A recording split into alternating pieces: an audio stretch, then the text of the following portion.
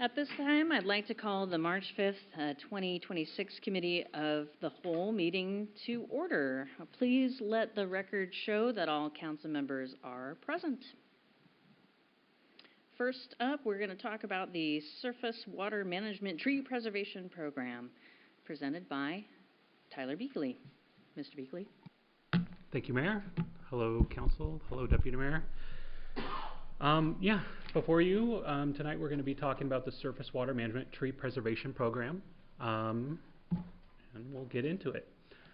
So just outlining the presentation tonight, we're going to go into why we're talking about this, what were the last steps we took as a refresher, and then what are the upcoming steps related to this program. Oh, I should say Tyler Beakley, Surface Water Surface Water Manager. Thank you. So a little background. So the city has a permit with Department of Ecology. This stems from the Clean Water Act of 1972, but applies to all cities in our region to, if we're going to discharge water to waters of the state, creeks, rivers, the sound, we want to make sure it's getting there clean. So all of the cities are under a permit through Department of Ecology, which has a slew of permit requirements related to public education and outreach, keeping businesses clean, construction sites clean, making sure we're cleaning up spills, et cetera, et cetera. One of the new requirements of our latest permit revision that just came out this year is all about trees. And they kind of left it open-ended, but here's what they mandated that cities look at. First requirement is that we needed to update a geographical map of the tree canopy within our city. Second requirement is that we look at implementing new codes or policies to protect, preserve, and encourage more trees within the city. And then lastly, implement what we decided implement those codes or those policies. And all these requirements are due at the end of 2028.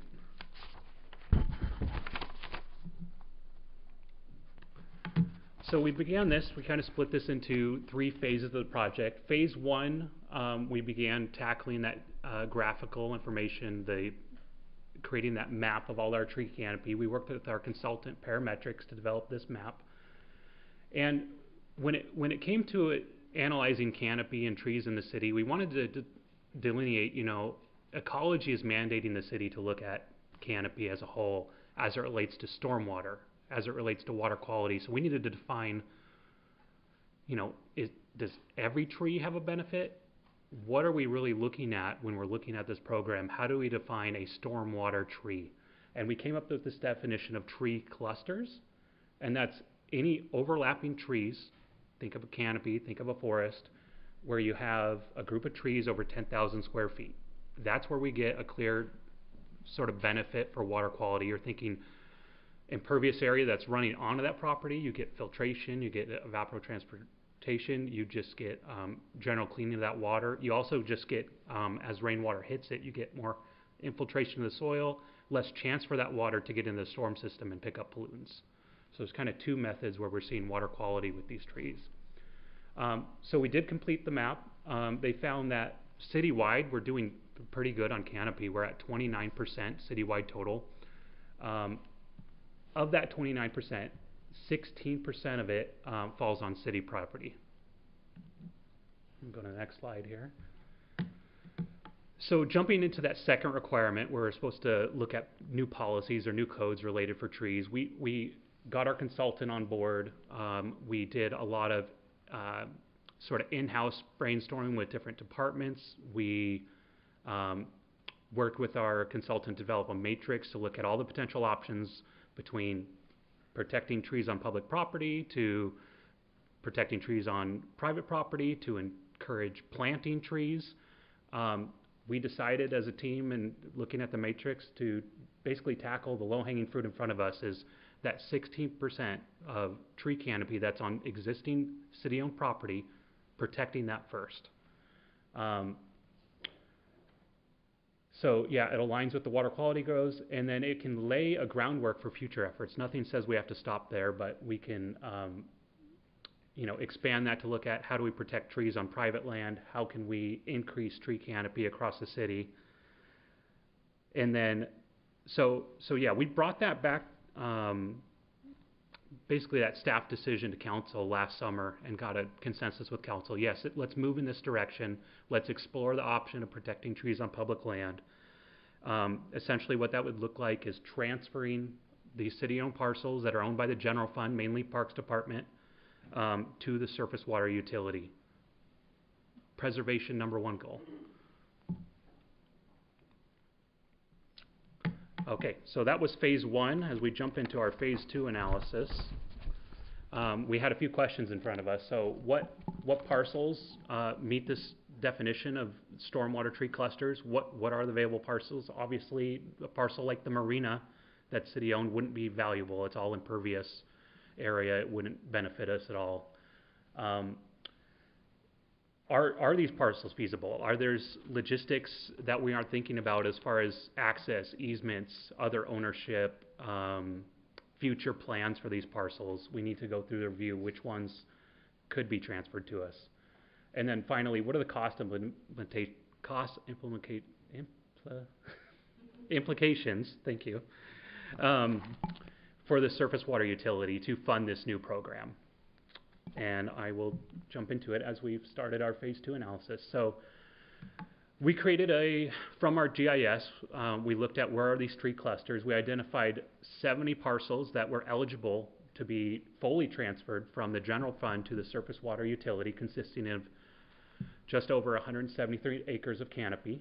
And then 4 parcels, these were mainly centered around the beach park, that we would highlight for easements or partial transfer, where there's existing infrastructure, there's grass, there's meadow, there's a trail system that we wouldn't want to take ownership over as a surface water utility for various reasons, but we could take the ravine walls and put an easement over them and take over partial acquisition. Part of this phase two effort, we also looked at our baseline costs for what we're doing today in public works, in our maintenance crews, as we're looking at cost to manage our canopy across the city. Really, we're in a bit of a reactive mode, so we're looking for people to, as complaints come to the city of, hey, there's a dead tree on your property, or there's a homeless encampment, or we just notice on our own a tree has fallen down on this property and we need to go and address that. We looked at all those costs over the past few years of what we have been spending on trees, and we came up with the following metrics. So essentially $330 annually per acre for reactive maintenance. That's everything I just talked about, cleanups, dead trees, invasive removal, etc. An additional $75 on top of that for encampment cleanup per acre. And then combined totally, when you're looking at just the background costs of ownership of the parcels, you have the property tax fees, which includes the King County noxious weed fee for parcels. It added up to $744 per acre annually, kind of baseline cost to manage these parcels. And then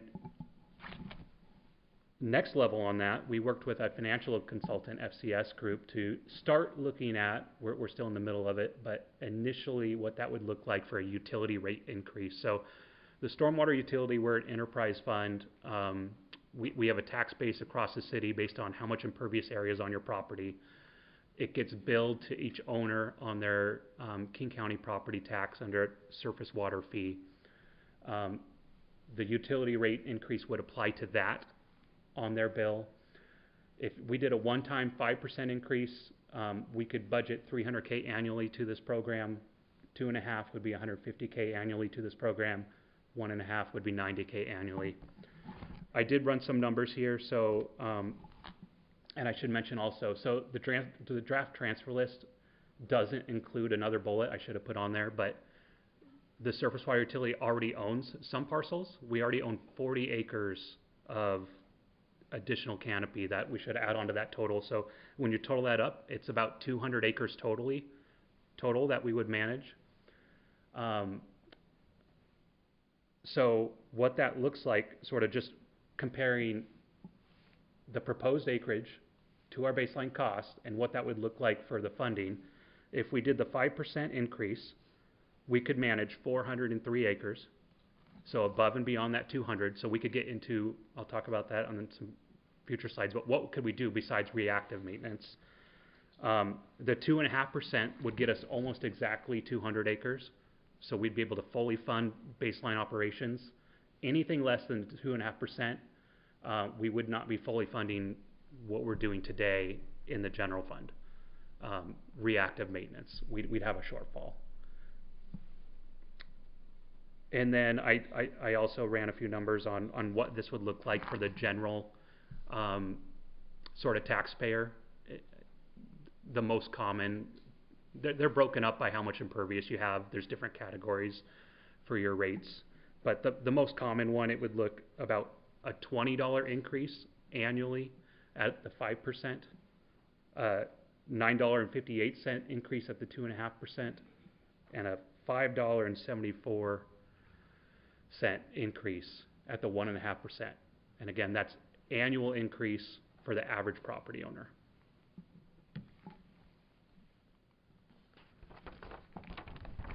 And then this is just a look at sort of that citywide zoomed out map of where we're looking at our parcels. So you can see a lot of them are on the Des Moines Creek Trail, on the ravines, or even the full parcel acquisitions. We have a wetland parcel north of Highline College. We have a lot of smaller parcels behind Parkside Elementary School, a larger parcel at Woodmont Beach as you're driving down into the canyon on the south side. What's not shown on the map, because this was made before we actually got, but the Wooten parcels we recently acquired should be on there in purple as well, as currently owned by the Surface Water Utility. So kind of spread out throughout the city, that's what we're looking at currently. And then let's talk about phase 3, which we're just kicking off today. So last November 2025, Surface Water staff applied for a Washington State Department of Commerce grant to help further look at this program, develop a maintenance plan, etc. We applied and we got our full ask of $80,000 to help us implement this plan. We got Parametrics, the consultant we had in phase 1, to come back and give us scope and fee to take on this grant and execute the deliverables. You'll see that at next council meeting on the consent calendar, 1 to approve the grant, and the second is to approve the consultant contract, and that's next week. What the grant and the scope for our consultant looks like is we're going to get an arborist on board. We're going to do a baseline health analysis of our tree canopy. They're able to look at least 10 properties. They'll be out 5 days looking at 2 properties each day. They're not looking at individual trees. They're looking at general health of the canopy and going to give us, what are the state of our trees in our city. They're going to develop a canopy management actions technical memo. So looking at what are the possibilities of proactive maintenance that we could implement. They're going to look at updating our costs. So if we wanted to go above and beyond our reactive maintenance, what would that look like and what would it cost? Also look at staffing within our existing staffing structure and where we would fit in, who's doing these inspections, who's doing these maintenance, are we going to contract it out, et cetera, et cetera. They're going to develop a forest operations and maintenance plan to follow. So that's when we are looking at these canopies, when we are going out and doing these annual inspections, what is the checklist? How are we inspecting these? They're going to develop a program, an SOP for us. And then finally, their scope to come back in the fall or winter of 2026 and present the findings of all those metrics to council before we make any final decisions about transferring or surface water utility tax increases. The final bullet on this slide is just another item we're taking. We're having one of our stormwater technicians get certified as an arborist, and they're working on that coursework right now. And then finally, future council items. So we would be coming back with a final parcel transfer list, which if approved, would launch the preservation program. And then we would set a level of service for how many acres of that we want to manage a year and what level of management we want to implement, whether it's this baseline management, or if we want to go on above and beyond with some proactive management. All to come later this year. As you saw on the earlier slides, this is all not due till the end of 2028, so we do have some time. If we don't meet these deadlines, we can carry this conversation into 2027 and still be fine with our permit requirements. Questions? That's all I have. Councilmember Harris. Thank you. Let's see here. Is any of this proposal going to provide you, this may not be your department, but any sort of easing for the general fund if we're transferring this kind of stuff? Yeah, absolutely. So of those parcels we're looking at transferring from the general fund to the surface water utility, the general fund would see savings in the property tax and just any sort of property related fees of those properties would be transferred to the surface water utility. We would also be able to decrease the parks budget for maintaining those parcels, as those then would be the onus of the surface water utility to maintain. Good. I don't want to put you on the spot, but just if we could sort of get some specifics on what that might look like, because what you're talking about is that you said that anything above 2.5% was. Some of this is reactive, some of it is additive, but some of it is transfer, and I'd just sort of like to get an idea. Yeah, there is a lot of information, I'll give you that on this. The heart of the program is to preserve and protect. So we want to take these parcels, put in the surface water utilities control, so they will stay canopy in perpetuity. So forest is preserved. Yeah.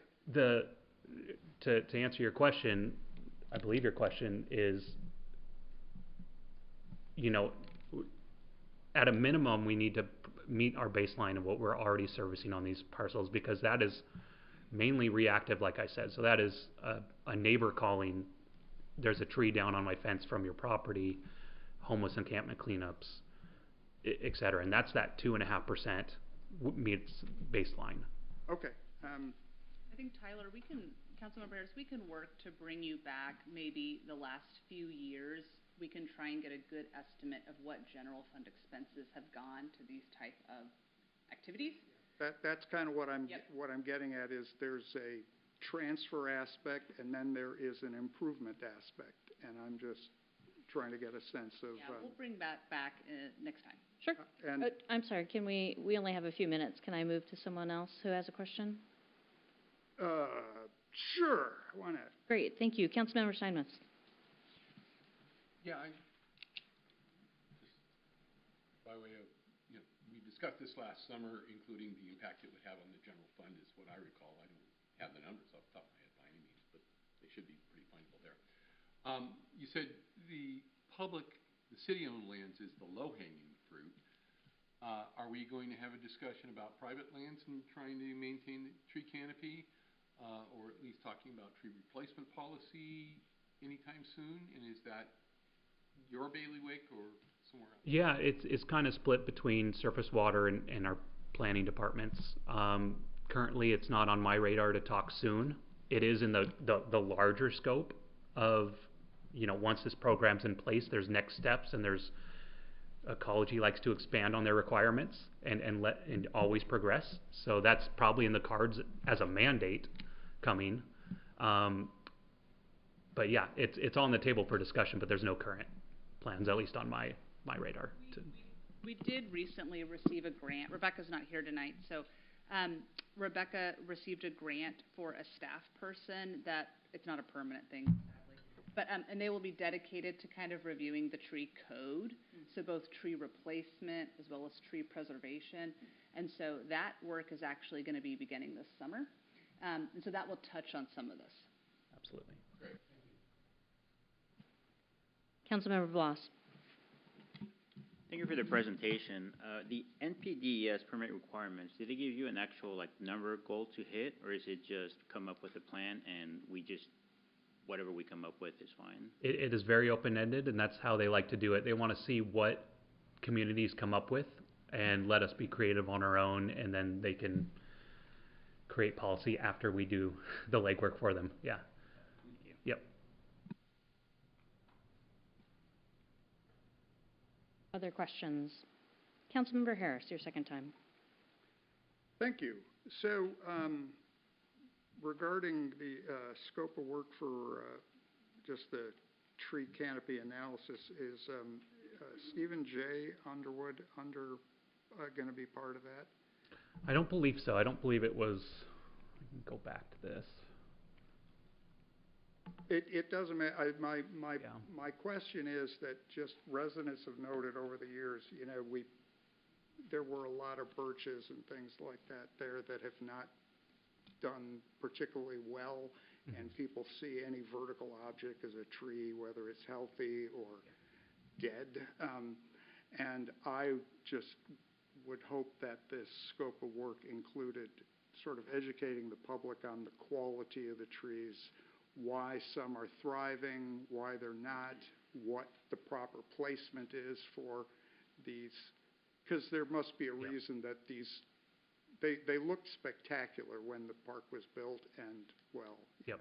so whatever we do going forward, I'm just concerned about that quality, you know, 50 years, so forth. Yeah, absolutely. And I don't believe Stephen J. Underwood is under this, unfortunately.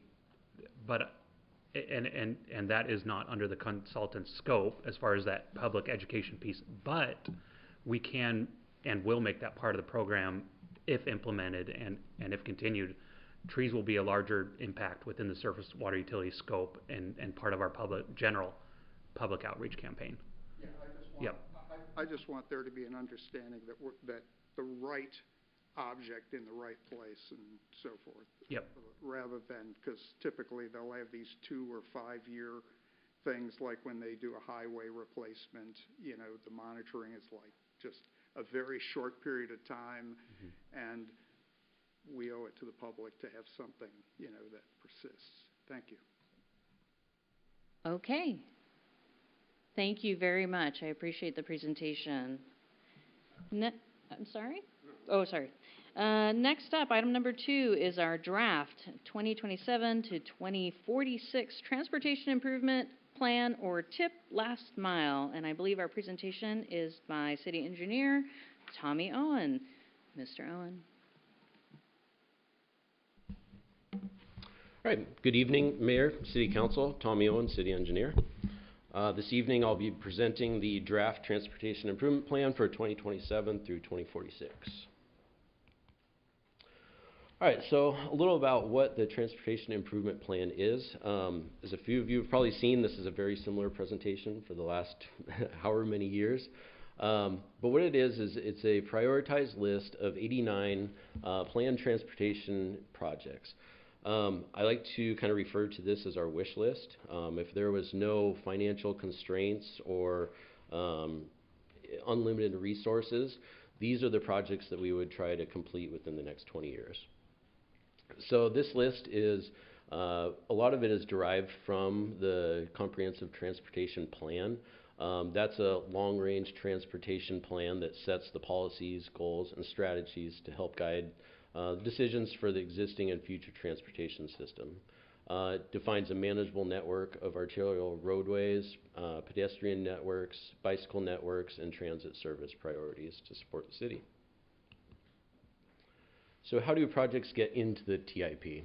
As I mentioned, it's from the Comprehensive Transportation Plan, where we look at safety, capacity, pedestrian, and bicycle needs, and also supporting transit. Also from the analysis of the city's transportation system.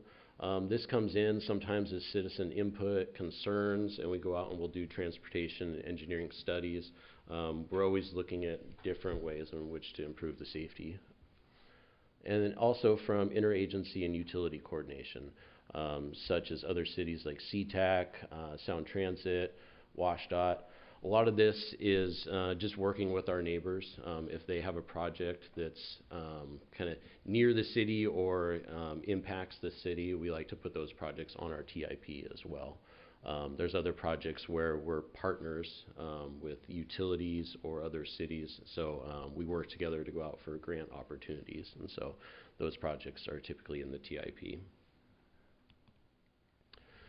So the TIP is used to provide direction to staff for the development of our 6-year CIP program, where there's actually dollars on the projects.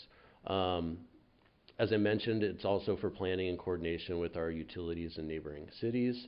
It is required by state law to submit the TIP to the state every year by July 31st. We also report to the Puget Sound Regional Council, and it positions projects for future grants and loans.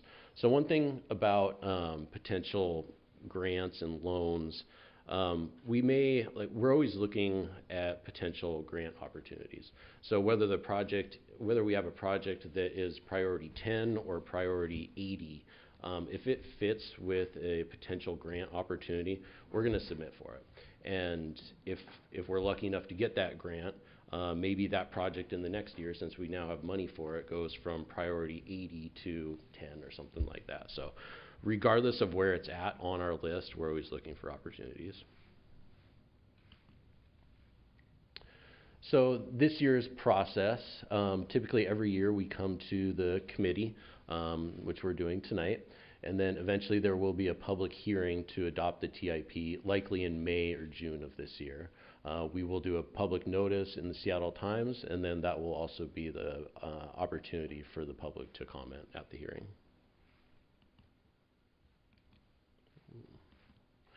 So some of the accomplishments and highlights over the last year. We are under construction currently of priority 7 and 8, which is the Barnes Creek Trail and South 240th Street improvements.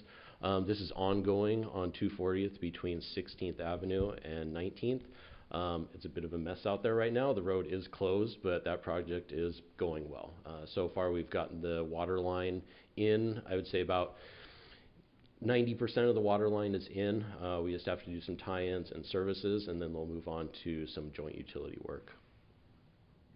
Priority 9, the neighborhood traffic calming program. So about a year ago, we came to the council with a formal program which was adopted. So now we've used that program to identify 5 locations for traffic calming. So you'll see within the next couple months here, there should be some speed bumps getting installed throughout the city. And then priority 12, the 24th Avenue Improvements Project, segment 1. So this is a project that takes off from our previous 24th project just to the north. So from 216th to 223rd, we received a $5 million grant from WashDOT TIB, and we expect to begin the design of that project this fall. So some of the proposed revisions from previous years of the TIP. These first 3 here, priority 4, 5, and 6, these projects were completed and they'll be coming off the TIP. Priority 29, this is the Marine View Drive Downtown Corridor Improvements Project. So this is a project to revitalize the downtown corridor, enhance pedestrian vehicle circulation, as well as provide a destination for residents and visitors.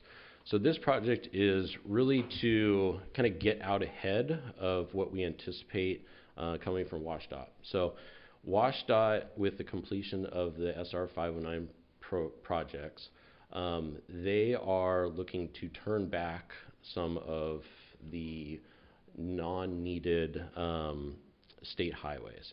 So in this case, that will be Marine View Drive within the downtown area, as well as Kent Des Moines Road. So right now, WashDOT maintains the asphalt of those roadways. Everything outside of that is city maintained. So I anticipate within the next year, maybe 2, WashDOT will approach the city to discuss the turnback of those roads. And so this is really to get a project out ahead of that on our TIP. So I think it gives us a better, maybe some more leverage as we have those discussions with WashDOT. Because as it is right now, we don't have a project there. So at least we can kind of show WashDOT that, hey, this is a future improvement that we're looking at. Let's have a discussion of what that means for the turnback. The other revision is priority 23. This is last mile transit service. So a new project to coordinate with King County Metro and other partners to improve last mile service, I would say within the southern portion of the city. So that map to the right there shows areas that are beyond 1 mile from current transit routes. It's very minimal, I will say. It's just basically the west side of the Woodmont neighborhood as well as kind of the lower Redondo neighborhood. So these underserved areas are beyond that 1 mile, and so we are adding this project to promote future transit options in that area, as we were kind of directed to back in December of 2025. And that concludes my presentation. I'll open it up for discussion. Councilmember Simons. Can we go back to the map? Yep. The space between the two areas in red, Yes. how is that not over a mile away if if both sides of it are? I'm just confused by it, but. Yeah, so there is transit service on Pack Highway. And so if you were to go down 272nd and go down into Redondo, that's kind of you would get about halfway down the hill into Redondo, and then you're beyond 1 mile. And then the neighborhood to the north, that's accessed off of Woodmont Beach Road, kind of going up to that north in the canyon. So they're beyond that 1 mile as well. So there is that one pocket, kind of the upper portion of North Redondo, which is within 1 mile to the transit. And is the top of the furthest north red area, is that abut Saltwater State Park? Yeah, it's basically Saltwater State Park. Yep. All right, just trying to get the map straight. Okay, and I get it now. Odd, but thank you. Councilmember Nutting. Thank you, Mayor. Thank you for the presentation. My concern is, what funds do we get from the state for 509 being First Avenue and Marine View Drive? And then what happens with those funds once 509 is completed? So the funds for, you said First Avenue and the Marine View Drive? Correct. So we don't get any funds from them currently. We don't. We don't. They just maintain the roadway. So if there's a pothole or if the road was in such disrepair that maybe there would be a overlay needed, then they would take on that responsibility. But there's no payment to the city.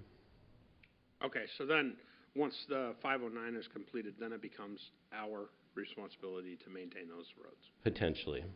They are basically studying that currently, what that looks like. Yeah. Okay, thank you.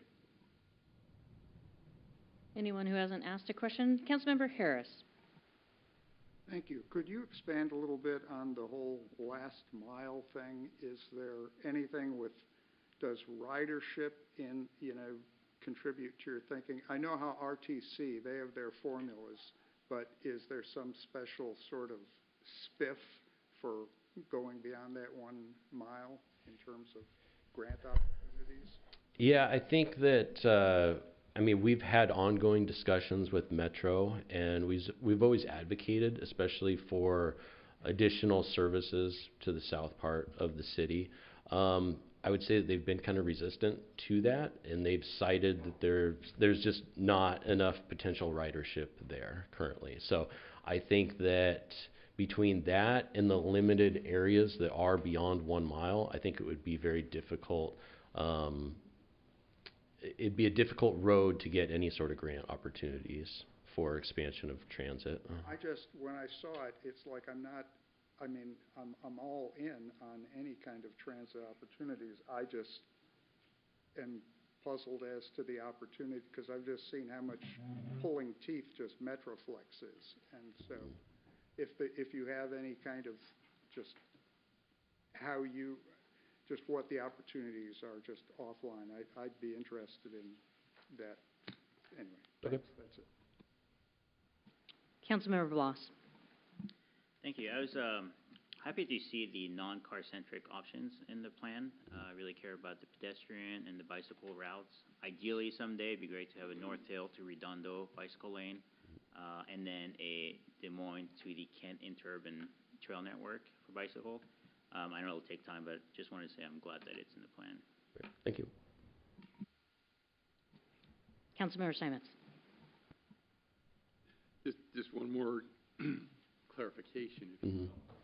Talking about the give back or on 509 from WashDOT to us, what is there to discuss? Is there an opportunity that they would give us some money or fix it all up very beautiful before leaving it? I don't understand what there's to discuss other than WashDOT says, we don't need this anymore, it's yours. Right. So there's a lot of unknowns there. There has been some turnbacks in other jurisdictions, and I know I would say there's a lot of should statements on what should the roadways look like when they turn them back, and so they should be well maintained or brought up to current standards. And so, but per state law, they can just give it to us, and we just take those on as for maintenance. So I think that there's a lot of unknowns there, what that's going to look like. So they could potentially just hand us a flaming bag of excrement and say, here, it's yours now. They could. Yeah. Mm-hmm. Thanks.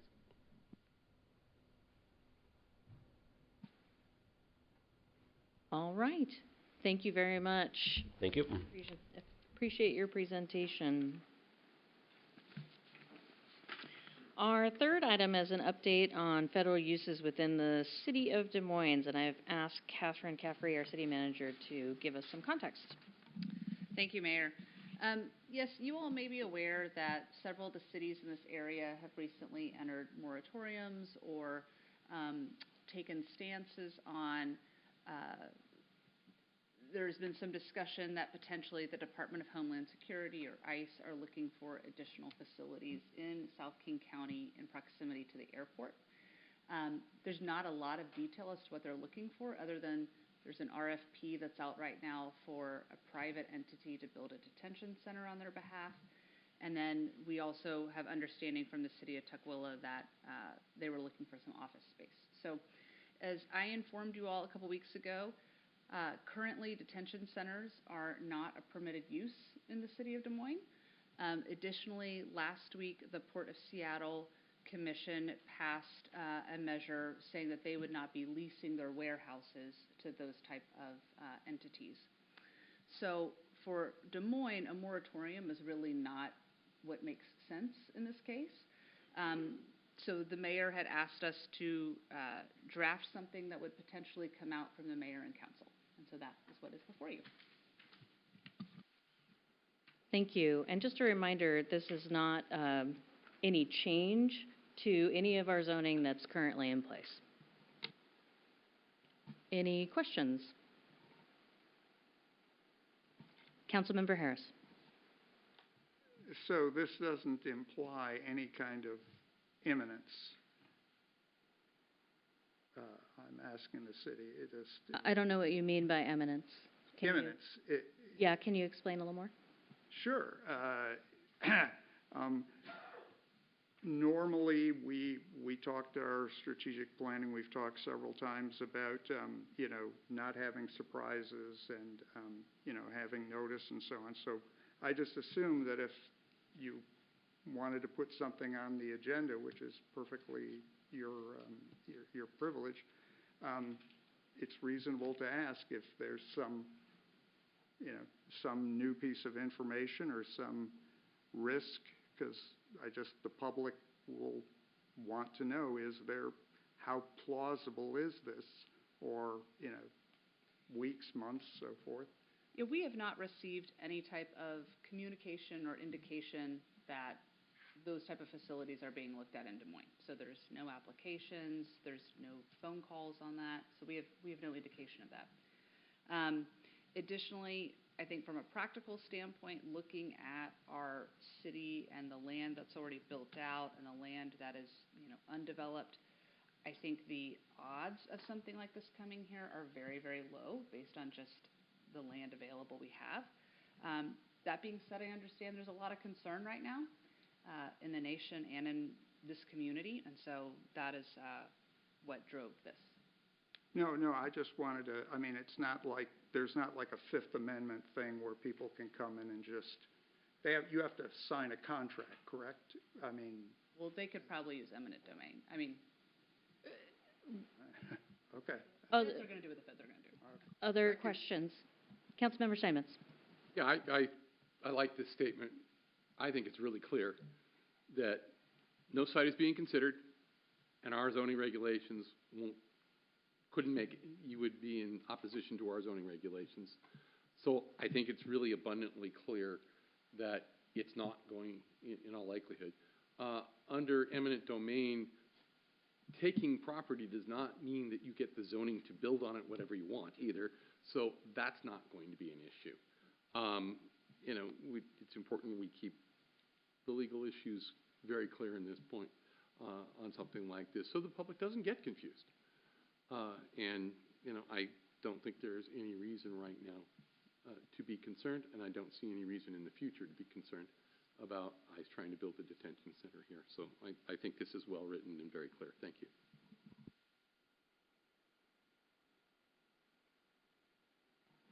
Okay, thank you very much. I appreciate that. You'll see that in a either future agenda or as a statement to the public. All right, it says here that I don't need a motion to adjourn if we have not reached our time limit. So we can take a break. And we'll be back at 6 o'clock for our regular meeting. Thank you.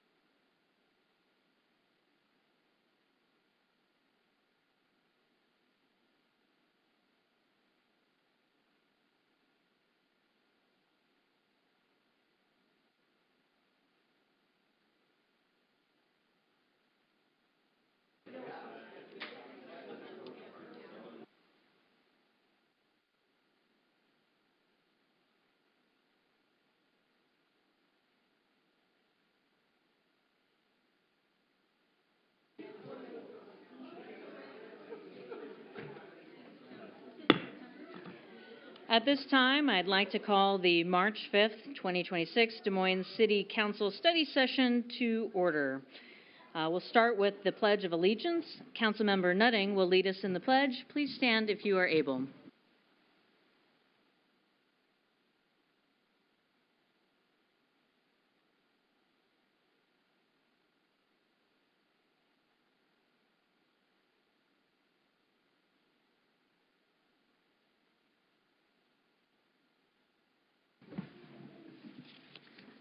Thank you. Let the record show that all council members are present.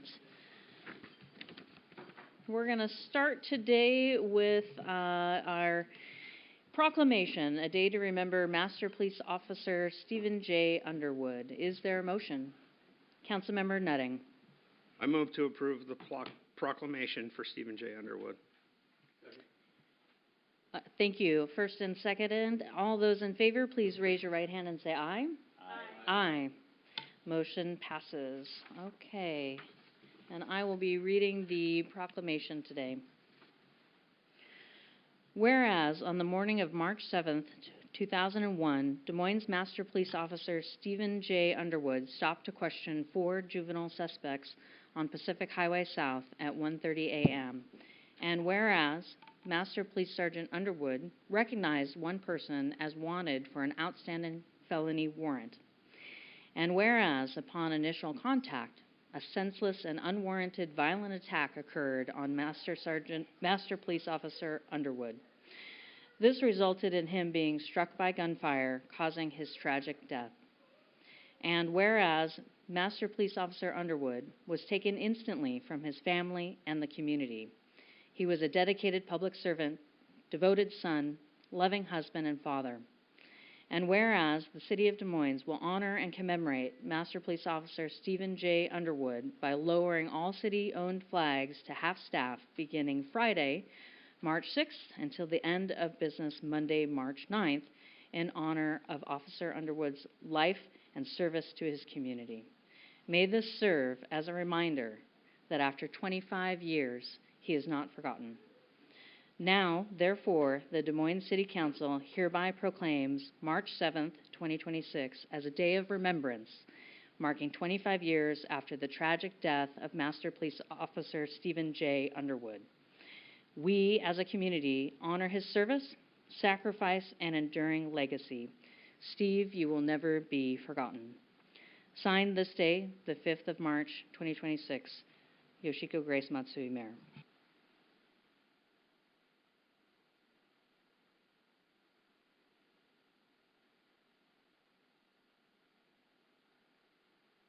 I understand Chief Bowe is here to accept the proclamation.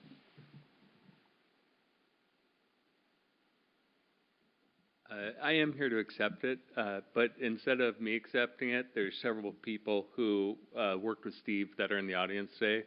I think it'd be important for them to come up and accept it as his partners and peers. If you would like to come down.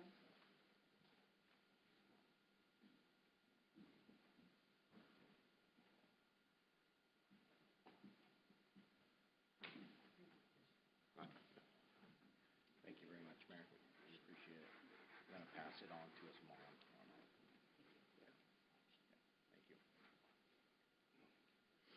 Thank you.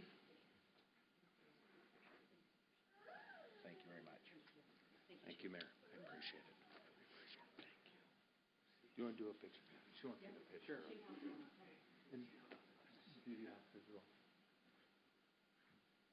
we're going to try to squeeze everybody in one space.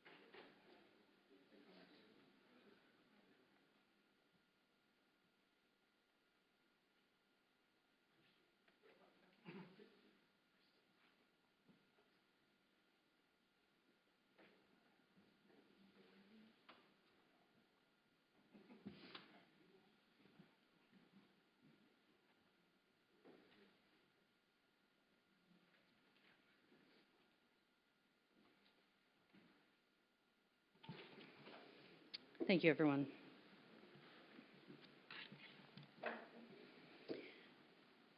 It's now time for comments from the public. Because this is a study session, only hearing comments that will address the items on the agenda. Other subjects may be heard at our next regular council meeting, which is next week, March 12th, 2026. We ask that you keep your comments respectful.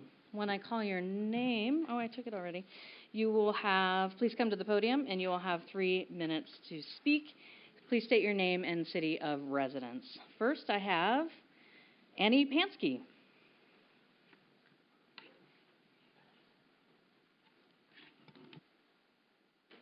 Good evening, Mayor, Council. I'm Annie Pansky, City of Des Moines resident. All right, my name is Annie Pansky, and Josh and I own Sisterhoos, a home amenity rental here in Des Moines. First, we want to thank you for your service to our community, as well as your time and your consideration of home amenity rentals here in the city of Des Moines. We're the ones who asked the city to reopen this conversation because we want to operate openly and responsibly. And because we believe that the path we've walked should be available to others. 4 years ago, during the pandemic, we started sharing our pool with our neighbors and our church friends. At first, it was very informal. It was just people that we knew, but something grew that was real from it. And the challenge was that we couldn't afford to keep our pool running. Simply heating it and maintaining it was too expensive for us. My mom mentioned an app called Swimply, and we decided to try it. And what we found was that neighbors from Des Moines, as well as surrounding communities, wanted exactly what we had. People came, they stayed, they ordered food from local restaurants, they supported local businesses. And what started as a way to keep the pool running, let us give back.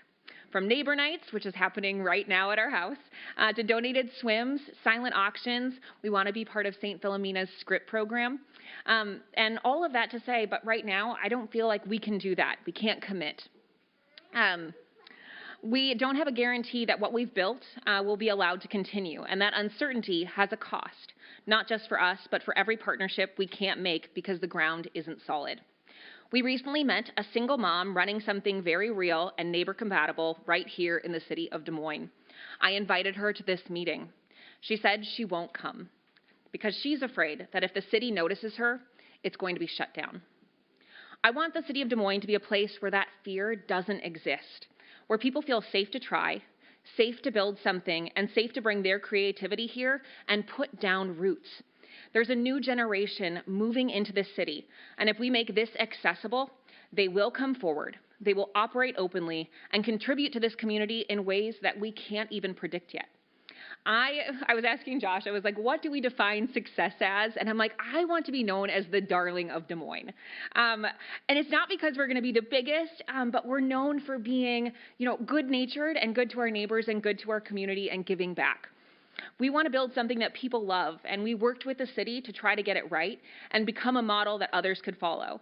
And that kind of trust has to be earned, and we're doing that and trying to earn it. Josh is going to tell you what makes that possible. Thank you. Thank you. Josh. Good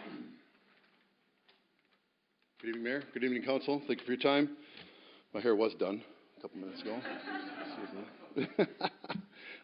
Annie did describe what is possible when somebody feels safe to try. I'd like to talk about what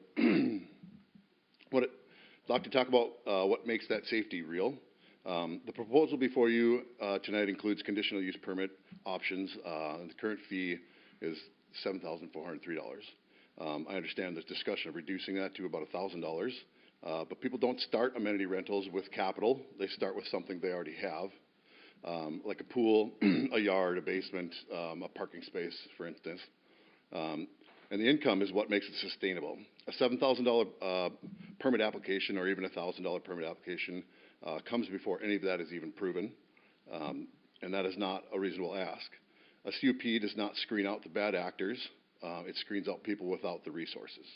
And it screens out exactly the kind of neighbor-rooted, owner-present operations the city should want more of. There is already a model. The short-term rental ordinance passed last September regulates through Title V, business licensing, and not zoning. It addresses what neighbors care about: noise, trash, and parking.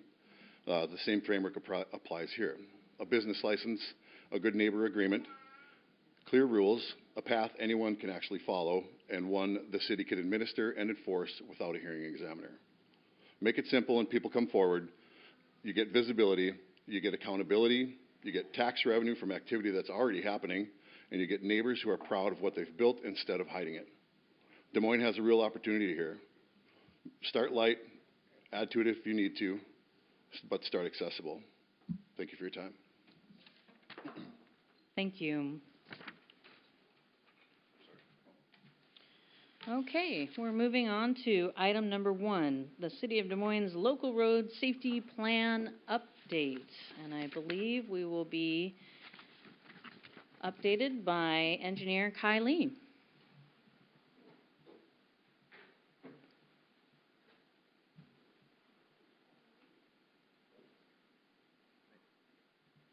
Good evening, Council, Mayor, staff, and community member. My name is Kyle, together with Chris Como, our consultant from Transport Group. Today we're here to provide an update on the city local road safety plan. Here is the roadmap for today's presentation. So first I'm going to touch on the background or what leads to the development of the local road safety plan. Then Chris is going to take over, he will provide an introduction and an overview of the local road safety plan. Then he will go into the details of the study result. We'll touch on the collision data on the central area of the city, as well as on the recommended project priorities. And at the end of the presentation, we'll talk about the next steps. So staff, we regularly on the lookout for more grant funding opportunity in order to advance city capital improvement projects. And during our search for more grants, the opportunity, we came across this grant from the United States Department of Transportation that called the Safe Street and Road for All, or the SS4A grant. It is a $5 billion federal grant that funds regional, local, and tribal capital improvement projects, which aim for making roadways safer, as well as eliminating all roadway fatalities and serious injuries. So in the past 6 months, staff has been working with Transpo to develop some key components for that, in order for the city to apply for that grant, which include a local road safety plan, as well as another safety plan that called the Comprehensive Safety Action Plan. So for today's presentation, we would like to focus on the first piece, which is the local road safety plan. And we also touch on another grant that called the Highway Safety Improvement Program grant, which is another federal grant that is administered by the Washington State Department of Transportation, which is also aimed for eliminating roadway fatalities and serious injuries. And later in May or June of this year, we would like to come back and provide another round of update to council with the focus on the Comprehensive Safety Action Plan and the Target Zero vision. Then staff will follow with an application to the Safe Street and Road for All grant. With that, I would like to pass this presentation to Chris. Thank you, Kai, and good evening, Council. Thank you for having me. My name is Chris Como. I'm a Senior Transportation Planner with Transpo Group. I've been with Transpo Group for about 3 years. Prior to that, I was with the City of Bellingham as a Transportation Planner for 22 years. And so have a special interest in helping cities with safety plans and setting you up for success. And as Kai mentioned, this is really focused on what kind of funding opportunities are out there, how can the city access those, and what does the city need to do to qualify for those. So as he mentioned, what we're looking at is creating a couple of safety plans. The first one is a local road safety plan, and it's based on what came out of your recent transportation element in your comprehensive plan. You just, before this presentation, heard a long list of projects that the city's got with a 6-year tip. And that's one of the things that informs these safety plans. It's kind of a balancing act between knowing what's happened with collisions and crashes and what's contributed to those, as well as what the city's priorities are and how to balance those things. And so, as Kai mentioned, we're looking at all the possible grant funding opportunities. Highway Safety Improvement Program, or HSIP, happens to be something that was immediately available, so the local road safety plan is something that's required to go after that grant, and that's what you're going to see tonight. So what we've done is we've completed the safety plan. I believe part of that or some of that is in your packet.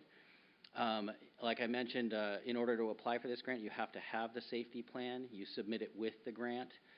It's based on a 5-year period of crash history from 2020 through 2024. There's about a year lag time there with DOT crash data. And then the grant was submitted just the other day. This is a little bit more detail about local road safety plans, what they want to see in them. We mentioned the crash data. And what you're looking at in particular are fatal and serious injury collisions, all the contributing factors, the risks that come out of those areas, and what kind of common characteristics are at those locations. And then you take a systemic look. You can look at spot locations, or you can have a broad citywide approach. And what they want is to see that the city is taking some kind of a proactive approach based on what you've seen and common patterns and trends. Are there other places where something bad hasn't happened yet that maybe you can make some improvements to prevent that from happening in the first place? So it's a little more proactive than the more reactive focus that there's been in the past. Nicely, there's no local match funds required for this grant, as long as you're able to authorize the money by 2029 in this case, in this cycle. And speaking of the collision data, see, we looked citywide. And this is what the overall city looks like. We document where the crashes have happened. We look at all of the contributing circumstances, risk factors. We look for patterns. We're looking at, again, all of the city's plans, the ADA transition plan, the comprehensive plan, the 6-year tip, anything else that is relevant, including some of the common destinations people are interested, even the Barnes Creek Trail in this case. And then we look at opportunities to go make differences and make it safer for people to travel. In the case of Des Moines, what we found in the crash history was that the central part of the city had more clusters of crashes than other parts of the city. So this was the area that we decided to focus on.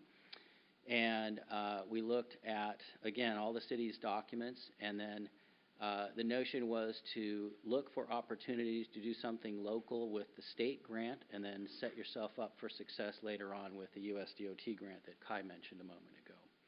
In this case, with the state grant, the city looked at 6th Avenue South sidewalk from 223rd to 225th. Out of the local road safety plan, these were the top recommendations based on everything we've been talking about, the fatal and serious injury collisions, but not just those, also looking at clusters of minor injury collisions and all of the city's priorities. And so this is the list. I'm not going to read all of what's on the screen. I'll just say 6th Avenue South sidewalk. Then there were some systemic downtown pedestrian and bicycle safety improvements. And then the city's already been doing some work on 24th Avenue South. This is another phase of that project.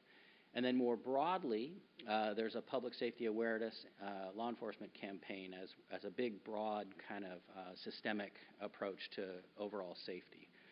And that's what came out of the local road safety plan. So the next steps are to take this document and add some components to it. Much like the state version of the local road safety plan, you have to submit that with the application. In this case, with US DOT, you have to add some components, including a Vision Zero ordinance. It's a commitment to Target Zero, essentially, and that's already been done by the Department of Transportation as well as the Puget Sound Regional Council. And so the city of Des Moines would simply be following the lead of those agencies, and it would be consistent with the regional and the state plans in that case. And then you need to have public engagement. That will be looked at through the lens of the comprehensive plan and everything that was done there, as well as other efforts in the city. And then ultimately, the city council needs to approve this later in the spring in order to apply. And so once that happens, Kai and his staff can go and make the application in June with our assistance. And that's it.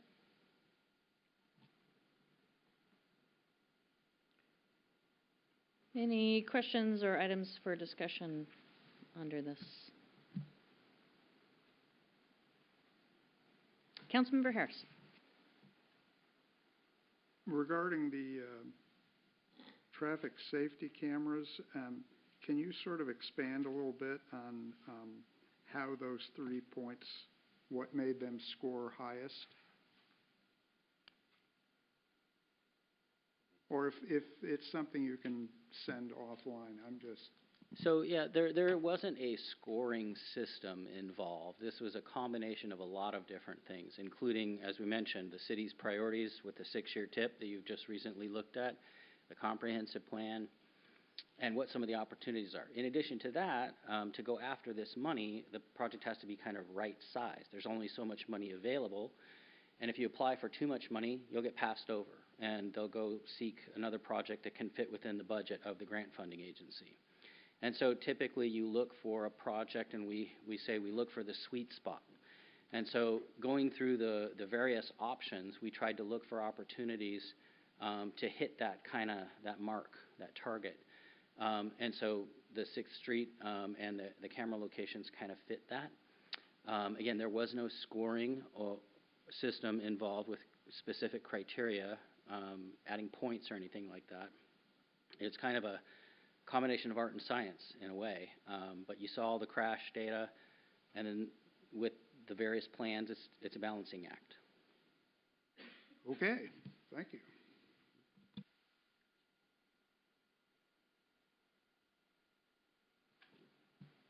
Okay, thank you very much for your presentation.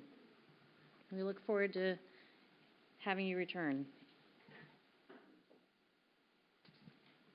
Discussion item number 2 is our amenity rentals discussion, and our staff presentation is by City Prosecutor Tara Vaughn.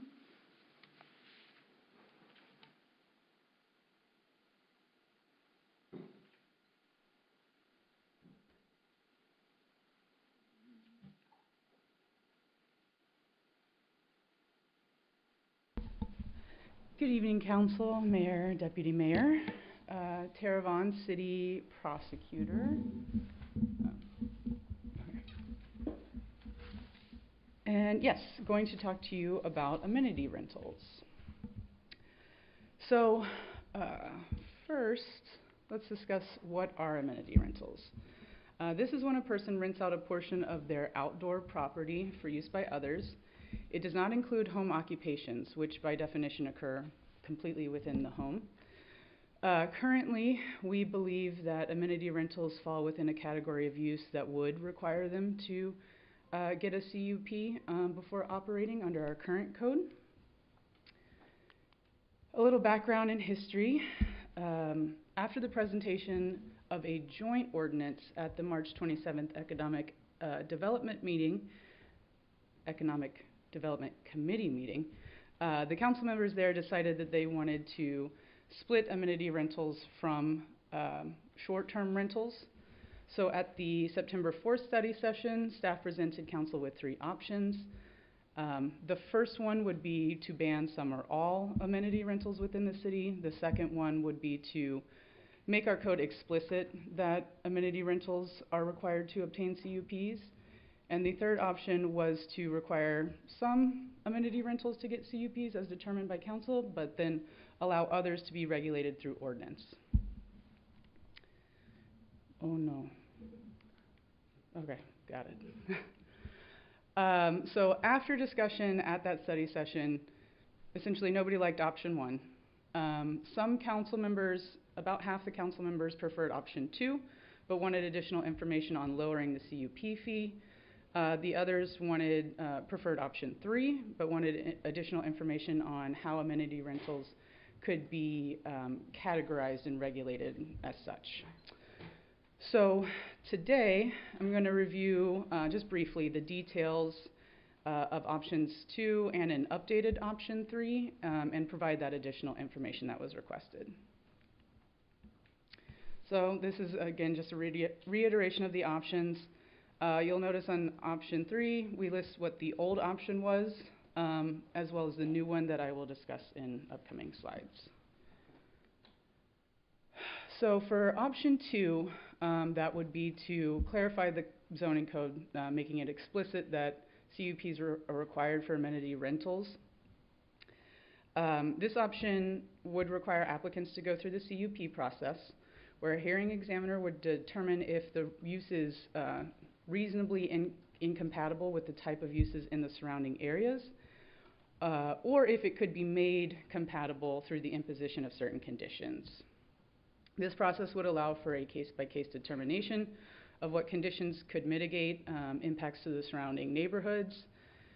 And unfortunately, as was mentioned in public comment, this is an expensive process. It is $7,403, but that is just due to everything that goes into the CUP process.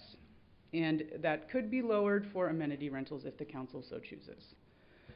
So this is just a brief overview of the CUP process. First, the applicant would meet with city staff to go over the codes and applications.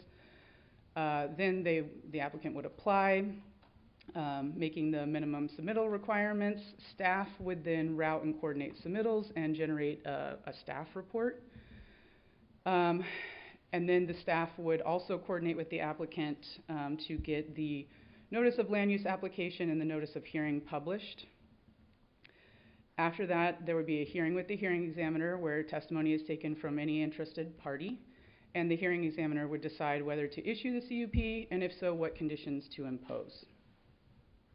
So if council wanted to go with option 2, but lower the CUP for amenity rentals, you could lower it to just cover the cost of the hearing examiner and publishing, as that would come out, directly from the city. And we would just, sort of eat the staff time. Option 3. So under the new and improved option 3, council would determine if some certain types of amenity rentals should require CUPs, and for those not deemed to need a CUP, they would just have to get a business license and comply with all of the current code conditions. Those regulating noise and garbage collection and things like that. So we are seeking council guidance on, first, would you prefer option 2 or option 3? If option 2 is preferred, would you like to lower the CUP fee, and if so, to how much? If option 3 is preferred, the next question for council would be to determine what amenity rentals would require a CUP. We've included a couple of questions that might be helpful for you in making that determination here. So yeah, that's it. Thank you. Questions or discussion? Councilmember Simons. Yeah, thank you. That's a really good recap of everything, and I appreciate you bringing that to us.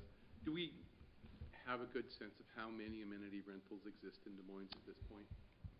When I checked, I found about 15. I found one pool, I found 3 pet parks, I found one that was renting yard space for camping, and 11 that were renting parking spaces. And is there, what would the staff time be to try to monitor all the new creative ways that people have amenities that they want to rent? Is there even a realistic way to evaluate that? Do you mean staff time regulating? Well, right now it's unregulated. Right. You've gone through and been able to find about 15. Yeah. And they break into some pretty clear categories. That's very helpful. As the world changes and we find new and different ways that people are trying to make money, including amenity rentals, just trying to keep up with that would seem, to me at least, to be pretty overwhelming, isn't it? Like just to keep track of the number of amenity rentals? Yeah, I don't know. Yeah, it probably would be, it would take staff time. I can't come up with an estimate as to how much, but yeah. So at least having a framework, a regulatory framework, and an alternative, maybe the CUP process, would make some sense in order to just sort of have a place for people to go and find out what they need to do to have an amenity rental in the city, wouldn't it? Yeah. I mean, it could be helpful for people. And do we have any idea of how much people have put into this amenity rentals, whether they have capital up front, what these businesses are like? I mean, renting out parking spaces doesn't sound like you've got a lot of capital, you just got some space. Right. That's what I'm trying to understand. I do not know the answer to that. I would assume, like you, that there's probably some amenity rentals that, don't require a whole lot of upfront costs, but that there's some that, do require some. So. Thank you. Thank you. Councilmember Desmonte. I am coming in at the very end of this discussion, so I don't want to repeat information, but I'm seeing this does lean a lot into like a business more than legislation that needs to be passed. Can you help me understand, if you're looking at it as a business, as the way we have it here, there would just be rules, regulations, permitting, those types of things. And if you change it into something different where the CUP, which I don't even know what that stands for, if you change it into something like that, are we almost overthinking this possible activity or entity? I don't really know the answer to that. I will just say. I can help you out a little bit on that one. I think the biggest thing really comes down to zoning. Okay. So what we have is generally these amenity rentals are occurring in residential neighborhoods where commercial uses are prohibited.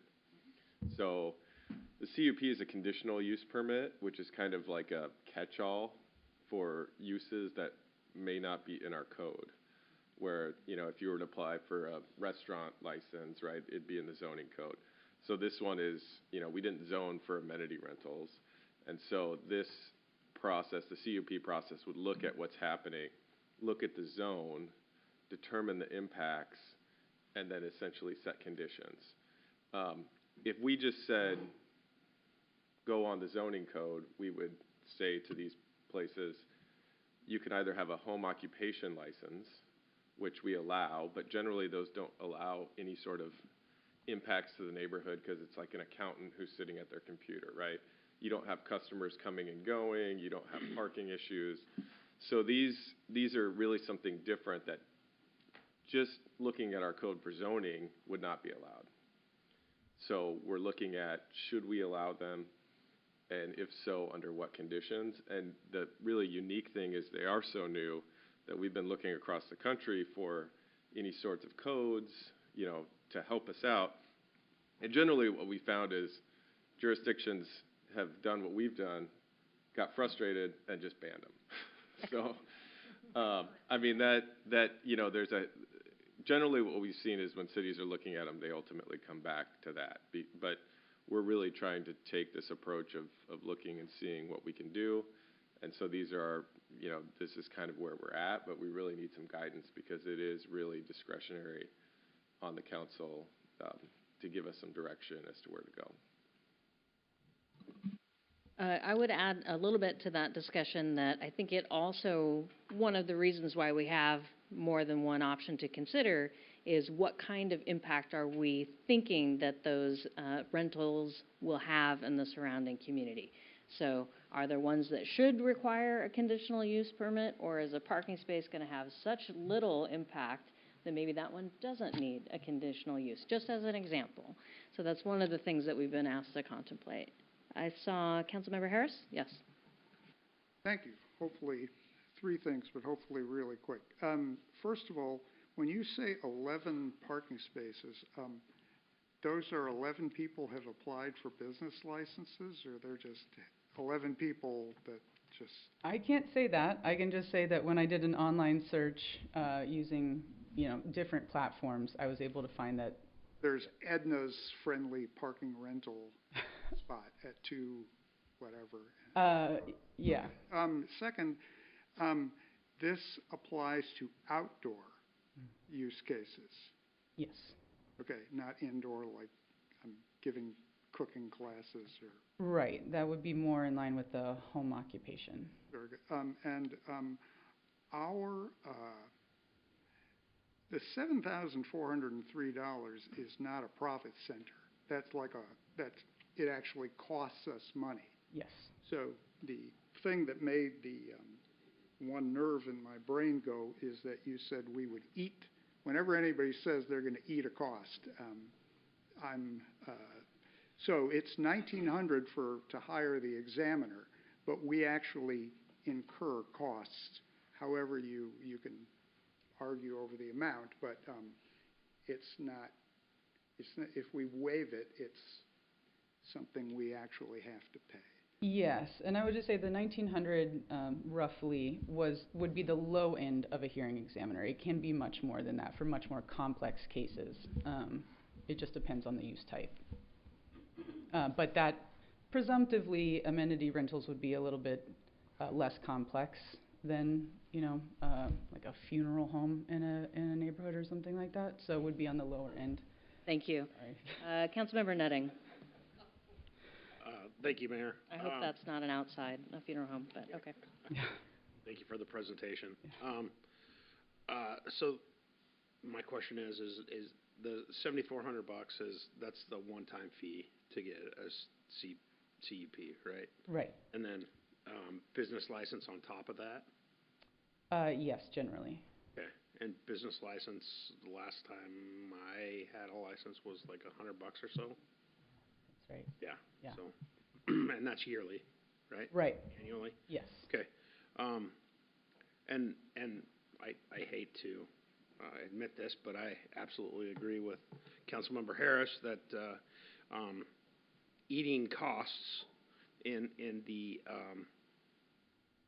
state that the city is in with our finances right now is unacceptable to me. So as much as I want small business but this doesn't have to do with the business, businesses are going to have to pay their costs to come into town anyways. I guess I don't know where else to go. I'll probably, option 2 is where I'll go, and I won't be lowering the fees. Councilmember Bloss. You said there was some yard space for camping, and that would not be regulated under the short-term rentals because it's not the main house. Is that why? Yes. Even though they may be on Airbnb and kind of use a platform. So I didn't find any camping rentals on Airbnb when I was looking through that. This was through a different platform that doesn't do short-term rentals, so I don't. I wouldn't lump those two together.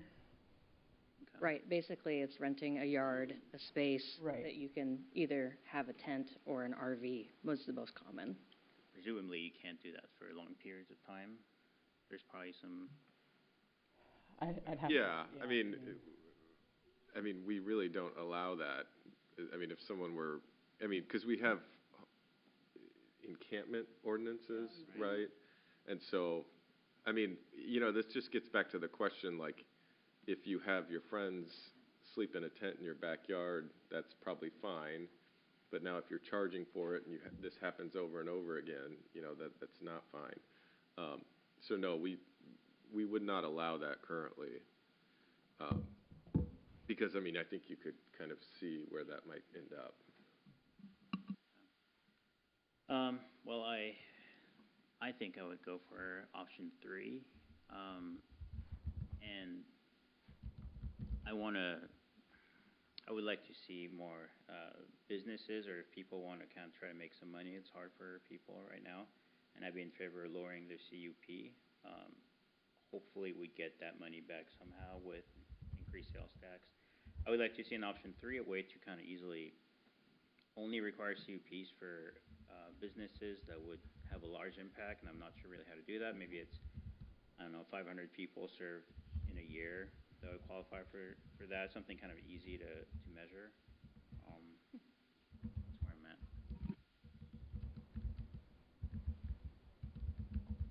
Councilmember Harris, your second time. So would the process be that someone comes in to apply for a business license and then they are given the news that they should, how do you envision this working as just an application?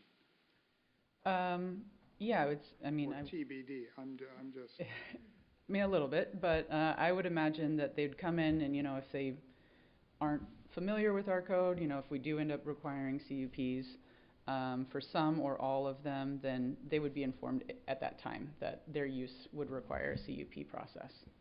I was just thinking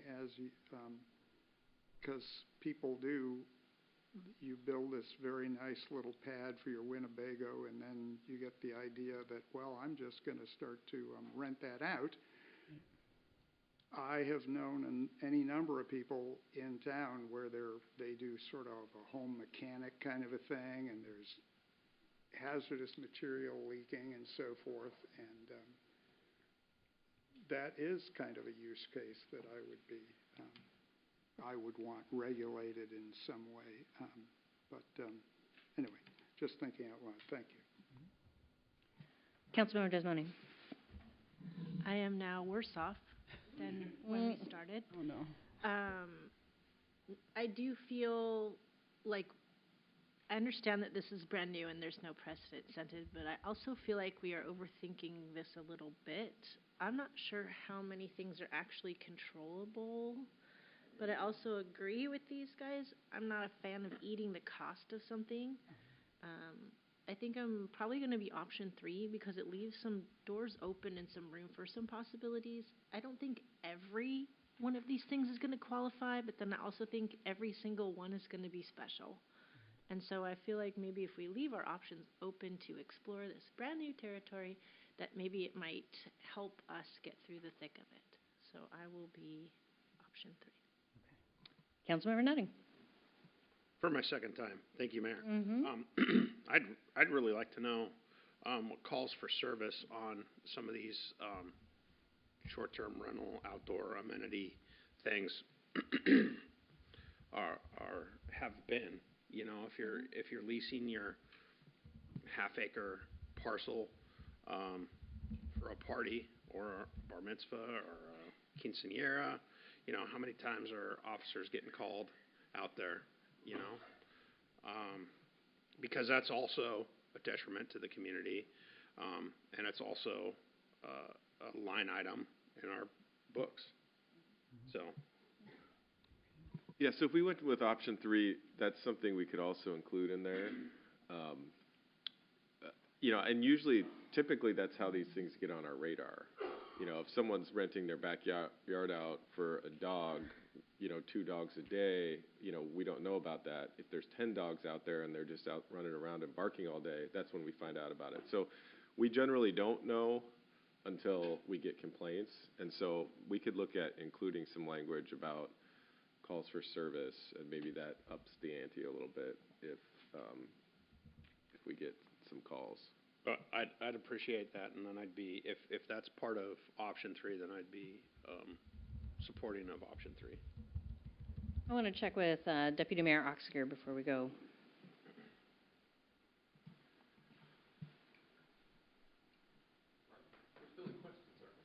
Right, he hasn't spoken yet, so I just wanted to check. Yep. Mm-hmm. You're okay? Okay. Thank you for the presentation. I know this has been a long conversation. I think one of the things that prompted this was absolutely the calls for service impact on the neighborhood. And I do agree that there are some amenity rentals that will have a much larger impact than others. I have used the one site where you can rent a camping space, quote unquote, in other places. I do have an RV, so I take it places, and you can rent somebody's yard or half acre or back lot, and it's a pretty easy way to get around and see things, especially if other rental places are full. But I think it's reasonable to sort of say a one-size-fits-all is not a good use of our time, and it could stifle folks who are doing very small, minimal things that have very little impact, small amount of complaints, small amount of calls for service. And I also agree that that cost is pretty prohibitive. Like, it would need to be something that someone really wanted to invest in if they were going to pay close to $8,000 for a CUP or the possibility of getting a CUP. So I do believe, and I agree with Councilmember Desmoni, that number 3 gives us the most flexibility rather than a one-size-fits-all that I think might go with option 2. And it's one of the reasons I believe we didn't go with option 1 when we first had this conversation. Councilmember Steinmetz. Okay, are we having discussion or questions?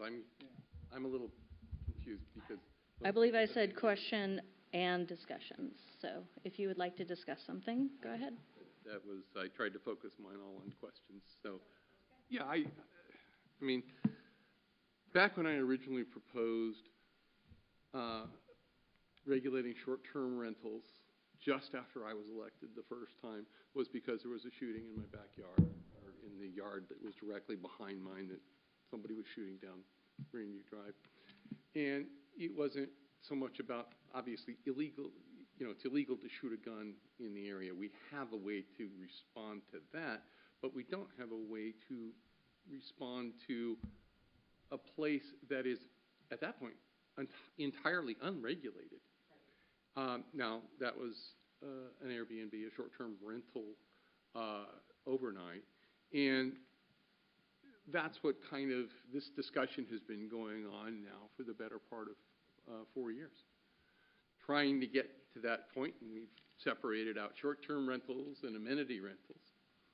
And this is where the future is going. There are untold number of businesses operating in the city of Des Moines that we don't know about. And we don't really have any framework to try to regulate them. And we can throw up our hands and say, get rid of them, or we can just price them out, which is option 2, requiring everybody to do a conditional use permit. And that just means people are trying to stay under the radar, like the woman that was referred to in the comments earlier, that she didn't want to come in because she doesn't want the city to know. If a garage mechanic is leaking waste and that comes to the city, we've got a way to deal with that. We've got a way to deal with a lot of the things that people have raised here as, gosh, what is it? But what we don't have is a way to get that license under a reasonable, regulated entity like we do with most businesses. And that's really what this is about. There are the basic parking, trash, noise, things like that we do want regulated in the neighborhoods. And so long as we have a framework to do that, as new things are discovered, we can bring them under that umbrella, or they could apply for a conditional use permit if they need to. So option 3 really is what gives us the most flexibility to deal with something that's going to be there, whether we try to ban it, price it out of existence, or not. I really don't think that that's going to prevent anybody. They're just going to try to stay under the radar that much further. And we want to know. We want to know because we want businesses to be regulated. We want a way for people to have an honest complaint process. And we want to, sort of make it a city that says, yeah, okay, come here. You got an idea? here's your business, here's the framework. And I think that's what we need to do. So I think option 3 is the only realistic option here that will actually accomplish something out of all of this. So I hope people support option 3. Councilmember Harris. What exactly is option 3? Under option 3, the council will determine whether any amenity rentals need to get CUPs, whether their impacts would be so significant that they should get CUPs. I'm just trying to, no, what I'm saying is, when you, again, I come back to the process thing. Somebody applies for a business license.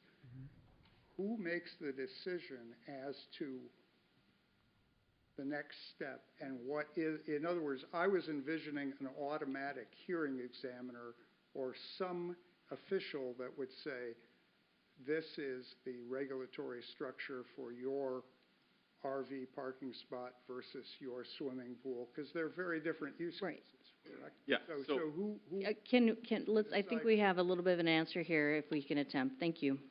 Yeah, so right now you come in, you talk to our staff would say that would require a conditional use permit under the code. We look to the code with everything. And so right now we're looking to the council to update the code to tell us. Because right now we would require a conditional use permit for any amenity rental. We have allowed the pool to operate under a conditional permit throughout this time in order for the council to make a decision on this process. So ideally, we get direction about what needs a CUP, what doesn't. We write the code, and then when someone comes in, the staff looks at it and says, hey, under this code, you only need to apply for a business license, or because what you're doing is more intense. My point being, you're the professionals who would decide what those use cases are and what the regulatory, I'm just saying, I don't think we are qualified to decide what use cases or what the regulatory structure is. So that's my objection to this. Thank you. The staff is looking for guidance, and so that is why they're here asking us for some guidelines in order to understand what we think needs to be done in this case. We are the ones who put together ordinances and would help guide that process. I heard a couple of options for what would require a CUP. I heard Councilmember Bloss say 500 people or more. I said something about impact of sanitation and to the neighbors.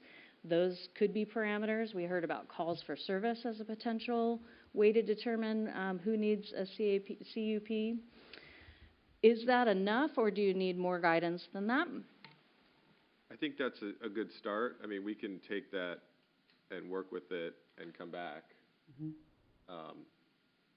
Yeah, and if, we'll put that into words and come back and we can show that to the council and see. Okay. Councilmember Steinmetz. I think dog parks or renting out your backyard to dogs is a category that we could write a regulation for. Pools. We could write a regulation for maybe pools and spas are the same thing. Parties. Backyard parties, people renting them out for the quinceañera or something like that. Those are broad categories of things that we know exists in amenity rentals, and I didn't write down the list that we got, but there's some really nice broad categories of things that are out there. Those are the things that we can regulate. And those are the things that if somebody comes in and says, hey, this is what I want to do, it falls under, you need your business license and here are the regulations. That's how I anticipate this working. Not necessarily somebody that's going to have, based upon somebody's calculation of how much garbage waste is going to impact the neighbors, because you don't know that until you get a complaint, and then that would fall under the regulation that already exists. So, yes, good point. But it sounds like that those kind of impacts are things that you would take into consideration. Actually, that's sort of a different concept, so I want to kind of drill into that. So if the interest is in come up with these broad categories and a set of regulations for those, we're happy to do that. this option 3 is sort of, are there any you want us to just come up with regulations for? But then that second question is, are there any type of rentals that you think need a case-by-case assessment? And that would be a CUP. So to Councilmember Steinmetz, as you're talking, because that is really helpful to be like, this is what I envision. Are there any that immediately come to mind to you that you think, that needs to go to a CUP? Other thoughts? I don't know Yeah. enough about amenity Right. rentals Okay. to quite get Yeah. there, And but I know it exists. And I would say that the thing that I like, the feature that I like about Councilmember Blas's suggestion is it leaves it open to, you could say, yes, you have a backyard that you want to rent for events, but the moment you invite 500 or 600 people to a half acre, you're outside of that, like, oh, it was a small little yard party. No, it's now had a significant impact around parking, sanitation, calls for service.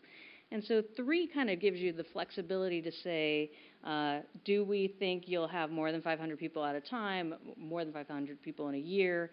If it goes into this category, if we get called out 3 times, then it's going to require a CUP in the future. I'm making these things up. But it allows for that sort of flexibility of no matter what it is, if it gets to those sort of accelerators, you will then trigger a second look to kind of go, well, it's beyond you rented this out for a reception. It's now you're having raves, and we don't want to see that. And it would be, I think, very onerous to write a list to say, well, these are the uses that are okay and these are the uses that are not. But if you contemplate what would trigger, okay, number of people, impact on parking, neighbors, noise complaints, sanitation, perhaps that would be a framework. Agreed. Councilmember Harris. Forgive me, I'm not trying to be difficult, but that sounds suspiciously like what we're doing right now. And in other words, the professional evaluates the situation on the ground and then decides whether a permit is required or not. Because to my mind, it just sounds like what Ms. Pansky wants to do, unless an official from the city decides there is a special circumstance. Yeah, we don't really have any framework right now, which is, I think what the mayor just said was extremely helpful.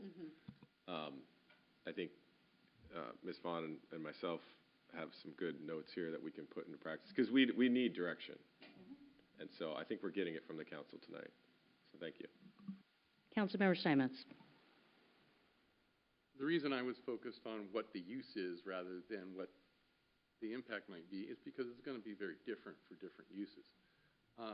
Ms. Pansky, you're here. You're going to be our favorite example. But, if she has, 10 nights with 50 people, she's at her 500 limit. And that's all she gets for the year.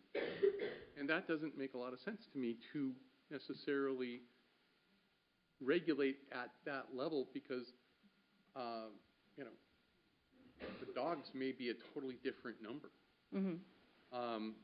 Certainly you wouldn't expect camping, RV parking at 500 either, so they would easily fit into that. We don't know. It's a big,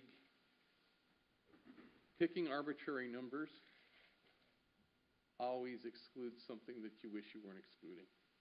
Picking a category of service is a little better defined and therefore subject to regulation. And I think most regulations work that way rather than arbitrary numbers pulling out of it. Well, but I think the direction or some of the input that we got on that specifically was related to essentially the review or what's required for the license, where if someone is having less than 500 people, maybe it's not as intense or there aren't as many conditions as if they're having more. It wouldn't prohibit you from having more than 500 in a year. It would just say that maybe if you're having more than 500 people come to your home for your business, there's some increased requirements.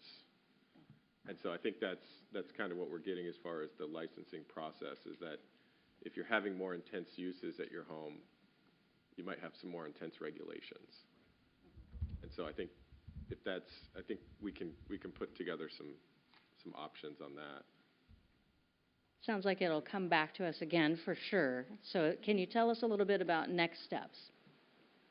Yeah, unless there's any more input, we'll put our heads together and we'll start drafting up some more detailed language about the regulatory scheme that we would put together. And again, it would just be a proposal. We'll continue to look across the country,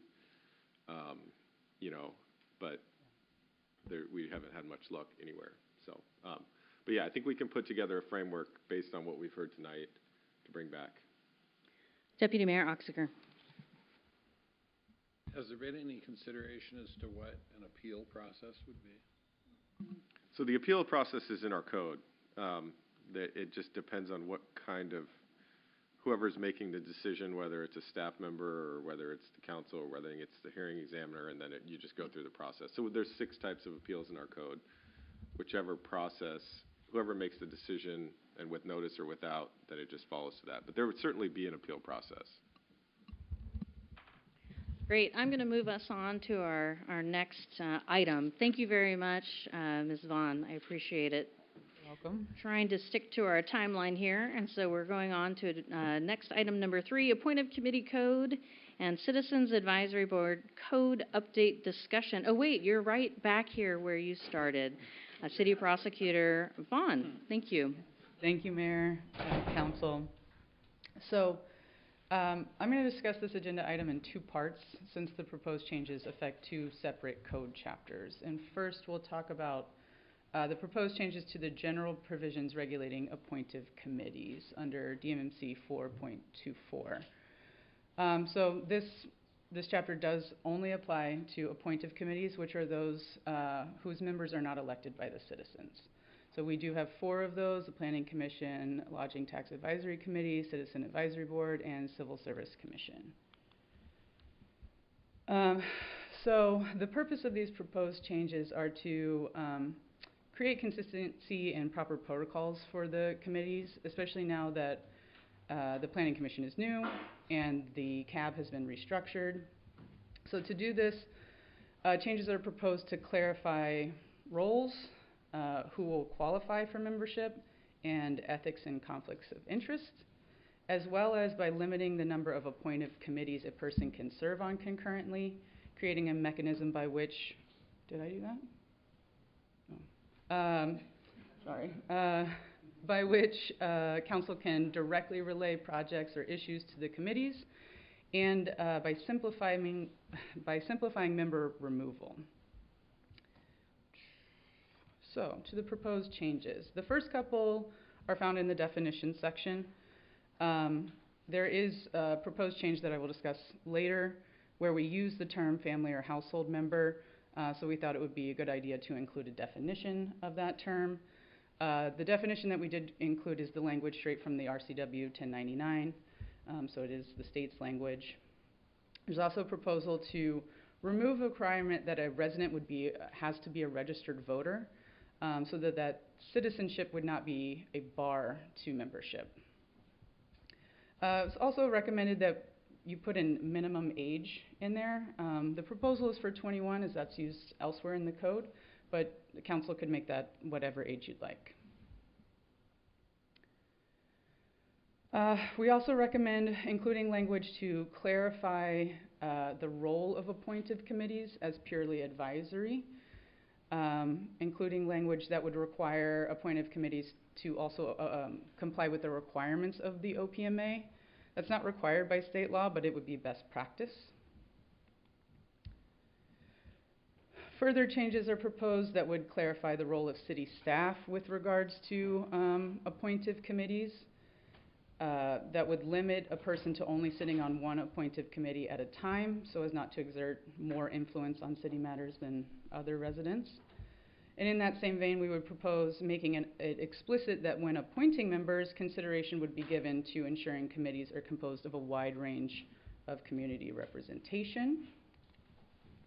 And then there are a number of changes that we're proposing that touch on ethics and conflicts of interest, mainly preventing sitting council members, family or household members, that's where that term comes in, from serving on appointed committees, as well as preventing members of the same family or household from sitting on the same appointed committee.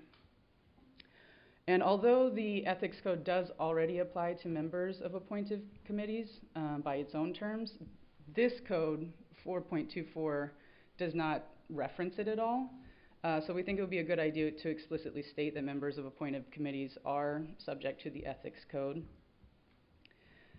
We are proposing language that will require members to clearly state that they are not speaking on behalf of the city, and that would prohibit them from using their position to get a personal gain. And lastly, with regard to ethics, we are proposing language that will require members to complete a yearly ethics and conflict of interest training that would be provided by the city.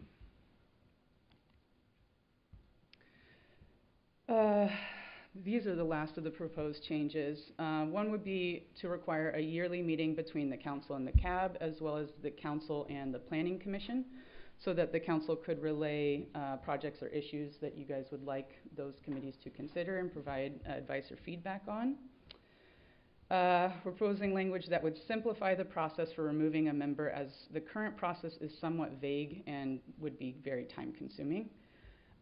So we're proposing that removal could be done by a majority vote of the council. We're proposing language that would allow the city manager to create rules and regulations for appointed committees as needed. And lastly, to explicitly state that the application process for open seats will remain open until the seat is filled. That basically corresponds with current practice. So before I move on to the CAB code, are there any questions about this specific code? Councilmember Bloss. Yeah, why would you choose 21 years and over again versus 18 when they can vote? Sorry, can you say the question? Why did you choose 21 and over? Because it's used elsewhere in the code, but that number can be whatever the council wants. I'd like to say 18 and over. Okay. Councilmember Simons. I'd second that for 18. Any thought about putting in a supermajority of the city council to remove a member, so it's just not left to the vagaries of the next election kind of thing? Is there, what are the pluses or minuses of that, do you think? Curveball coming at you. Yeah. Well, I mean, I think we just thought the council majority can put a committee member on. Council majority could take them off. You know, these committees are for the benefit of the council to be advisory, so that the council feels like there's a committee member that's not providing valuable advice, they could be removed. Certainly you could change that to a supermajority if that was the will of the council. And we'll be making a list of sort of these changes you all are recommending, and at the end, we'll go through each of them to see if we've got a majority on each of them one by one. Councilmember Harris. This is, since we've gotten into, gone into the suggestion phase, 4.24.04, paragraph 4, it says, when appointing members to an appointive committee, consideration shall be given towards maintaining an equitable balance of community representation. I would suggest an equitable and geographic balance of community representation. I would like the city to make every effort to make sure that we're getting residents from all across this wonderful city of ours. Thank you. I see some nods of agreement.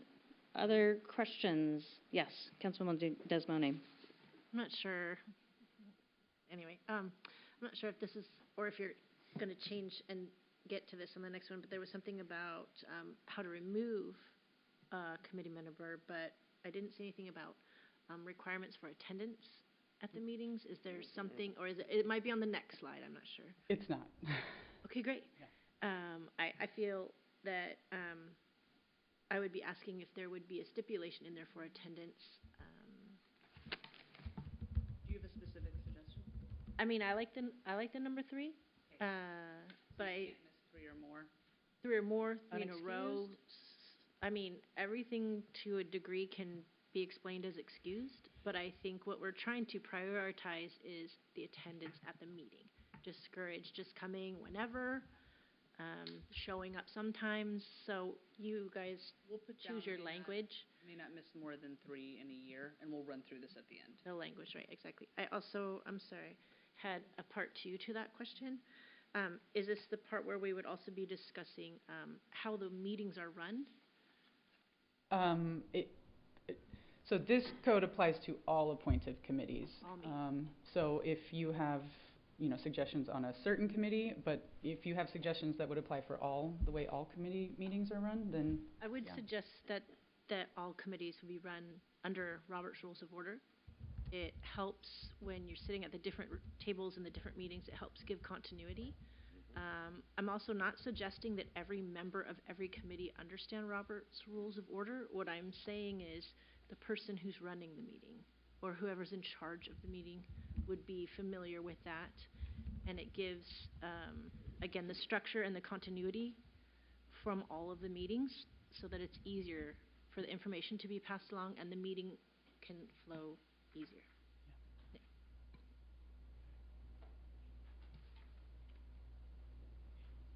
Deputy Mayor Oxiger. Yes, thank you, Mayor. I agree with the 3 absences, but so the proposal is that we would be setting a different standard than the state standard. State standard is 3 consecutive meetings. I believe that applies to elected officials, not to committee members. But we're setting a different set of standards. I mean, is that the intent, or are we going to be consistent? I think I would say there's a whole slew of things that an elected official is subject to that a volunteer committee member is not. So this is going to sound very Goldilocks, but I think within reason we could make things consistent, but you guys are different from all the other groups regardless. Unless Tim has a more articulate legal answer. Yeah, no, previously, and if you look in this, there was a long list of reasons that a committee member could be removed. Like malfeasance, I think superfeasance was in there. Special malfeasance. Special malfeasance. So we weren't sure. We wanted the goal of this was just to give it back to the council to say, if we have an issue with a committee member that's not meeting their duties, we can remove them by a simple majority. So that would include attendance. There was an attendance in there, some language. Yeah. Do you have that there? Currently it says grounds for removal are more than 1 absence per calendar year from duly called meetings unless... So that it was 1, more than 1. We could certainly put in there something about more than 3 or 3 or more, but we already allow the council to essentially remove anybody just by a majority vote. So we could include something about 3 or more absences may create, may bring that forward to the council for removal or something, but you could really remove someone if they missed 1. Let's go to Councilmember Steinmetz. I'd just suggest that 3 or more absences, it should be forwarded to the council, consider for removal. But, that would probably address it. Thank you. Councilmember Harris. Whatever, but I would what SCA does is that if you miss 3 meetings, then the committee basically talks to you about it. And to my mind, because it is volunteers, it just seems like it might be something where they get to talk to you. There's a paragraph in the SCA committee thing, and if the committee felt that way, then refer it to the council. But there's something about automatic that 3 is a good number, but automatic seems like, I don't know, you know, because these are volunteers and we don't want to hold them to the same standard, and, yeah. Well, and just to clarify, I think the recommendation from Councilmember Steinmetz was that if there was 3 absences in a year, it would then come to the council for their decision. So it wouldn't be automatic. So I think if that's the direction, we can certainly put that in the next draft that comes forward. So I want to make sure I'm on the same page here. I heard a few, 1, 2, 3, 4, 5 different suggestions about this one specifically, and did you want to get a thumbs up, thumbs down on each of those? Did you want to do the recap, or do you want to hear what I heard? I'll do the recap. Just Thank you. Correctly. Change the age to 18 and over. Okay. Super majority to remove.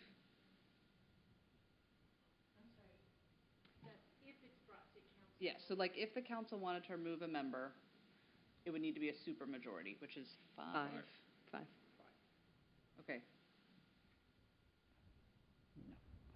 Okay, I only got thumbs down. Okay, got that. So we're gonna, that's removed. Okay.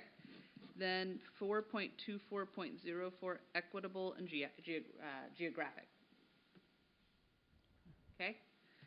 Then you may not, if a member misses more than 3 meetings in a year, it is forwarded to the city council for consideration for removal. Okay. And then all committees function under Robert's rules. I would add that I would love to see if there would be some training that goes along with that, of course. I think we can also kind of do Robert's rules light. But Yeah. I think I get where Councilmember Desmoni's going. If that's okay. Got it. Great. Okay. Thank you very much. Okay, so next, part 2. Yeah, part 2. So now we're going to talk about some proposed changes to the Citizen Advisory Board Code, which is DMMC 4.60, as well as seek some more council feedback. So this code section creates and regulates the Citizen Advisory Board. The purpose of these proposed changes are to provide clarity on roles, the scope of subcommittees, and the operation of meetings. Additionally, we are seeking feedback from the council on how you all would like the CAB and the subcommittees to operate. So first, going over the proposed changes, the first one would be to just explicitly clarify again that the CAB's role is advisory, and just reiterating that in their own code section we think would be good. Adding clarifying language informing members of staff's roles and responsibilities. Language to ensure effective and efficient meetings. That would be essentially adding language that those meetings should focus on matters within the board's mission and scope. And lastly, adding language that would create an official way by which members could request a topic to be placed on an upcoming agenda, because we don't currently have that. And we are seeking council feedback. So currently, under the way the code is written for the CAB, subcommittees are supposed to make their reports and recommendations to the CAB, who then decides as a whole whether or not they're going to adopt those recommendations or draft their own to relay to city staff or council. But in reality, the subcommittees are just making their recommendations directly to city staff and then just informing the CAB of those decisions. So the question is does the council want the CAB to operate as is written in the code, or do you want it to operate as is currently operating, or?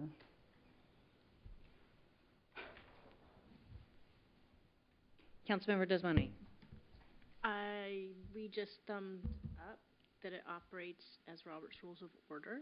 Is that, That's a little separate from the code. Okay. Because that's like how the meeting functions. This is sort of how the committees interact with CAB. So when CAB, when we did the restructuring, which I think was a learning process for definitely me and Portera, who had to draft it, we were merging existing groups. And so the council was really conscious, I think, of wanting to make sure members didn't feel not welcome to continue participating. So what's happening now is there's these subcommittees that function independently of CAB. And so they report things at CAB, but there's no, like, big CAB doesn't give feedback on that. As the code's written, those subcommittees are supposed to do work and then report back, and like big CAB would sort of vote or have some type of like decision-making on it. Councilmember Nutting. I guess my question is if these subcommittees are reporting back to the CAB and they're not voting or decision-making is going, I mean, what's the purpose? What's the purpose of the subcommittees, or what's the purpose of? What's the purpose of? So if they're not taking action on what the subcommittees are doing, what's the purpose of the subcommittees? And then if CAB's not taking action, what's the purpose of CAB? Those are very fair questions. What I would say is that also what drove this was that during budget reductions for 25 and 26, staff positions were eliminated that served some of these committees. So we no longer were able to staff these groups. So I think the idea was we'll have these little subcommittees who are unstaffed. They meet independently. They are not subject to any type of open meetings. I mean, they do their own thing. But that in order to have transparency and some sense of like sort of staff level attention to them, they would come back to the big CAB and be like, hey, my subcommittee met, we want to do X, Y, Z. And the idea was that then the big CAB would be like, that's a great idea, or like, I have some questions about that. And then there would be some type of like decision on whether or not these subcommittees were going to do these activities that do affect staff, because they'll embark upon activities that definitely come back to workload for us. Does that sort of answer the question?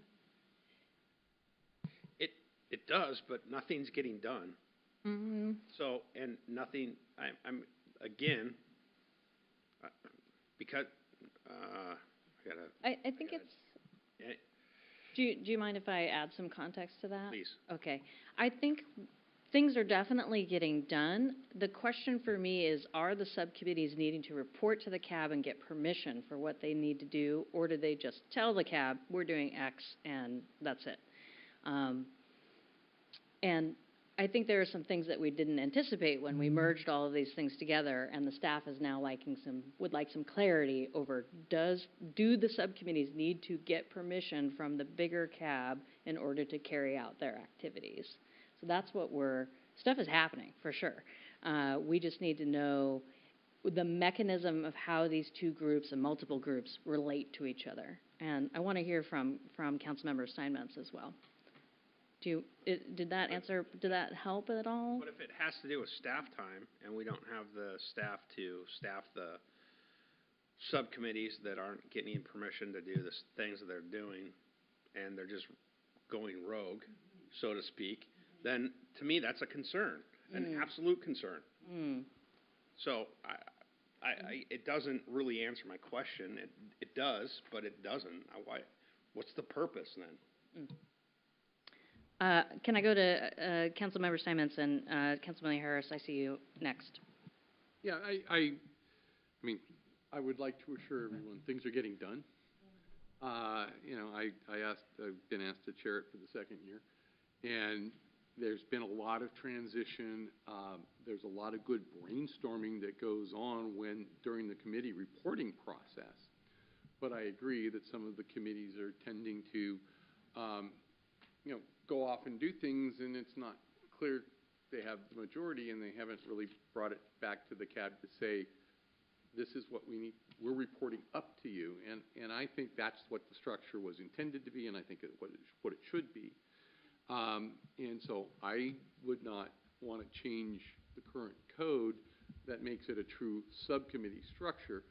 But those subcommittees don't need to be staffed. They can go out and collect a lot of data and say, this is what we'd like to do, CAB. Do we have your blessing to go forward, so to speak? And that's the way it was originally conceived. And it's just, there's been some transitional pieces that have made that less clear. But there's still a lot of dialogue that does go on between the subcommittees and the rest of the CAB, and a lot of good ideas have actually come out of that, that the subcommittees may be developing further. So I think it would make sense just to leave it as it is and work within that framework. Councilmember Harris. Thank you. I don't know why, but it's striking me like a Yellowstone spinoff, Big Cab and Little Cab and all this. But I was skeptical of the concept, but having everybody in the room, there is a genuine enthusiasm amongst the little cabs. And as far as going rogue, my issue had to do with the accountability piece.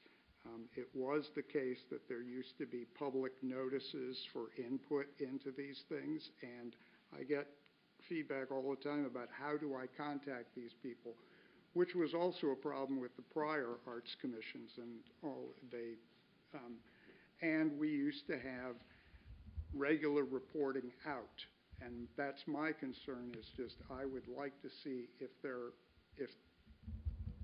in charge of grants, they should be reporting to the council.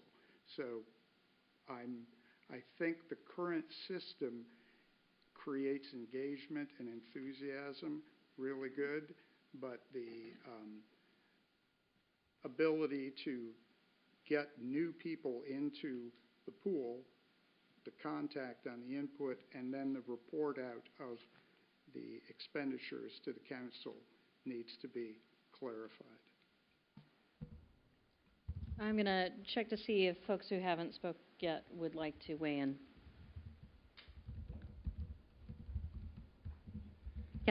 Deputy Mayor Oxiger. Yes, thank you, Mayor.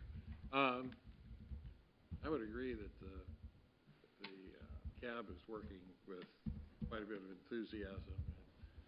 I don't think anybody's got anywhere close to rogue at this point, but we do have to make sure that we're able to respond if they do.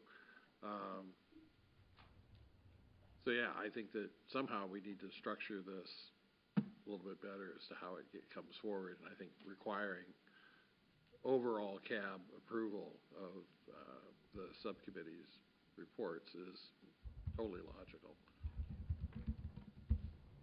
Okay. Anyone else? Oh, Councilmember Desmoni, thank you. I also agree that there needs to be the permissions. I think the hierarchy is lacking in the group, and I will forever be a fan of Robert's Rules of Order.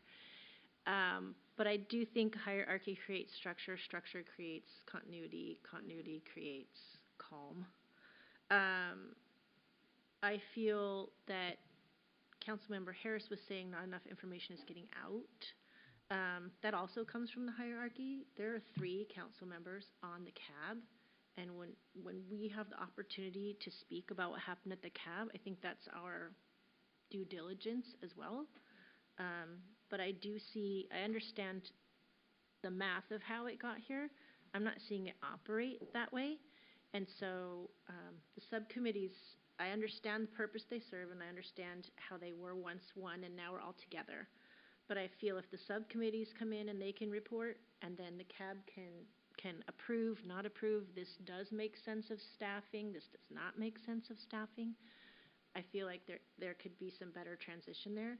I also was curious if the subcommittee reports could be in writing, attached to the agenda so we can read it, go back, look at it, have questions prepared before the meeting. I feel that also can help with some clarity and transition continuity in meetings. I'm a reader. I read things. I don't always retain it, but I read it. I also was wondering the rules and regulations for how many council members are on each of these committees. I know some are heavy, some are not. I'm not sure. CAB has 3 council members. Yeah.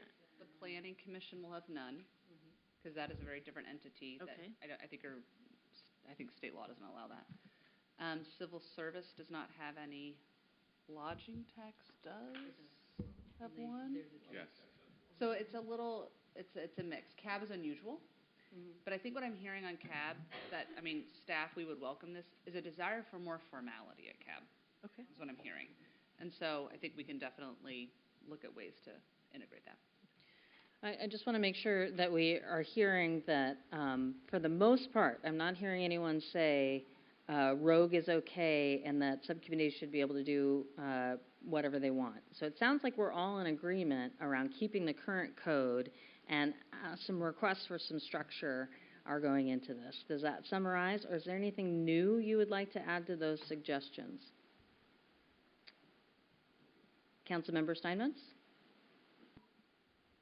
Yeah, in terms of reporting to the council, that decision was put to the CAB I don't quite remember the time frame, but within the last year, and they wanted to make their own reports to council, and rather than having the council members report, but it appeared once or twice on the agenda and then never came back.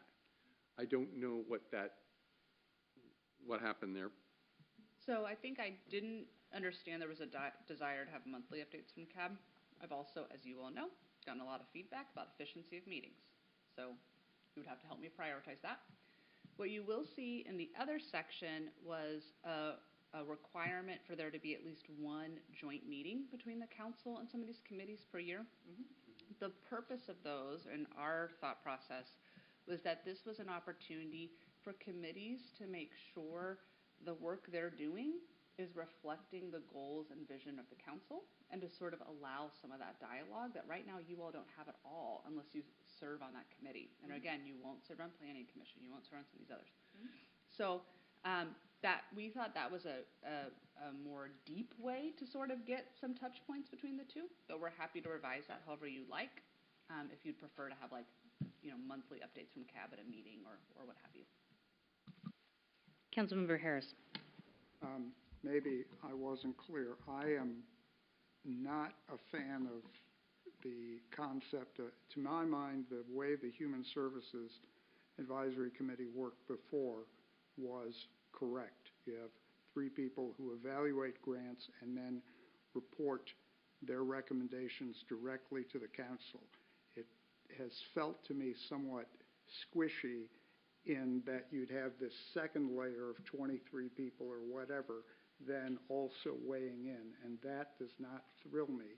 These are 3 people who study the grants, and that should be, when it comes to expenditures of public money, it should be a straight line to the council, and on the front end there should be a direct line where any group that wants to pitch to the Human Services Advisory Committee or the Arts Committee, again, when there are funding opportunities, they should have a web page, a contact, something where they can, where we get more engagement. Oh, yeah, go ahead and state your point. I'm sorry, this is not germane to the conversation. This has been decided even before I was on council, and all of this has been sorted out, right? We're discussing things for the future, not what has been and what has already been decided. We're not changing those things. I would like to bring us back to the question that we are asking, so your point is taken. It's quite germane. It definitely, we're talking about the structure of these subcommittees, and to my mind, this is to what Councilmember Nutting was saying, that what is the point of having the subcommittees, and their original purpose was to provide grant recommendations to the council to be approved. So I would just like to formalize that straight line, which we had before. Thank you. I don't know that that is something that we're considering at this time, but tell us more. I think what Councilmember Harris is getting at is when Human Services was its own committee, not a subcommittee, they review, and we actually have just opened up applications for nonprofits to put in funding. They review the applications, and then with the budget process, they come before council and they say, hey, we went through all these applications, and this is what we're recommending how the council spends money for the budget. In our redraft of the code, it was not my intent to get rid of that. So if we want to make sure that is explicit, but I do think the process would be This group will review all the applications. Because they are a subcommittee of CAB, they will report that to the CAB as a whole.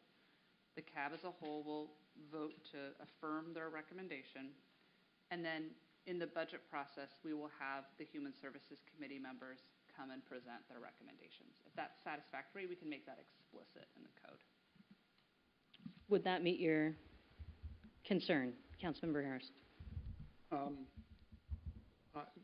Except for that one word of basically being confirmed by Big Cab. It's the council's decision, and so again, it should just be a straight line. Yes, but CAB is advisory only, so they're not really approving those expenditures, but the council is doing that. I said what I said, so it ought to be any clearer. Yeah, I don't think it's a good idea to have the big group be able to basically, have any kind of,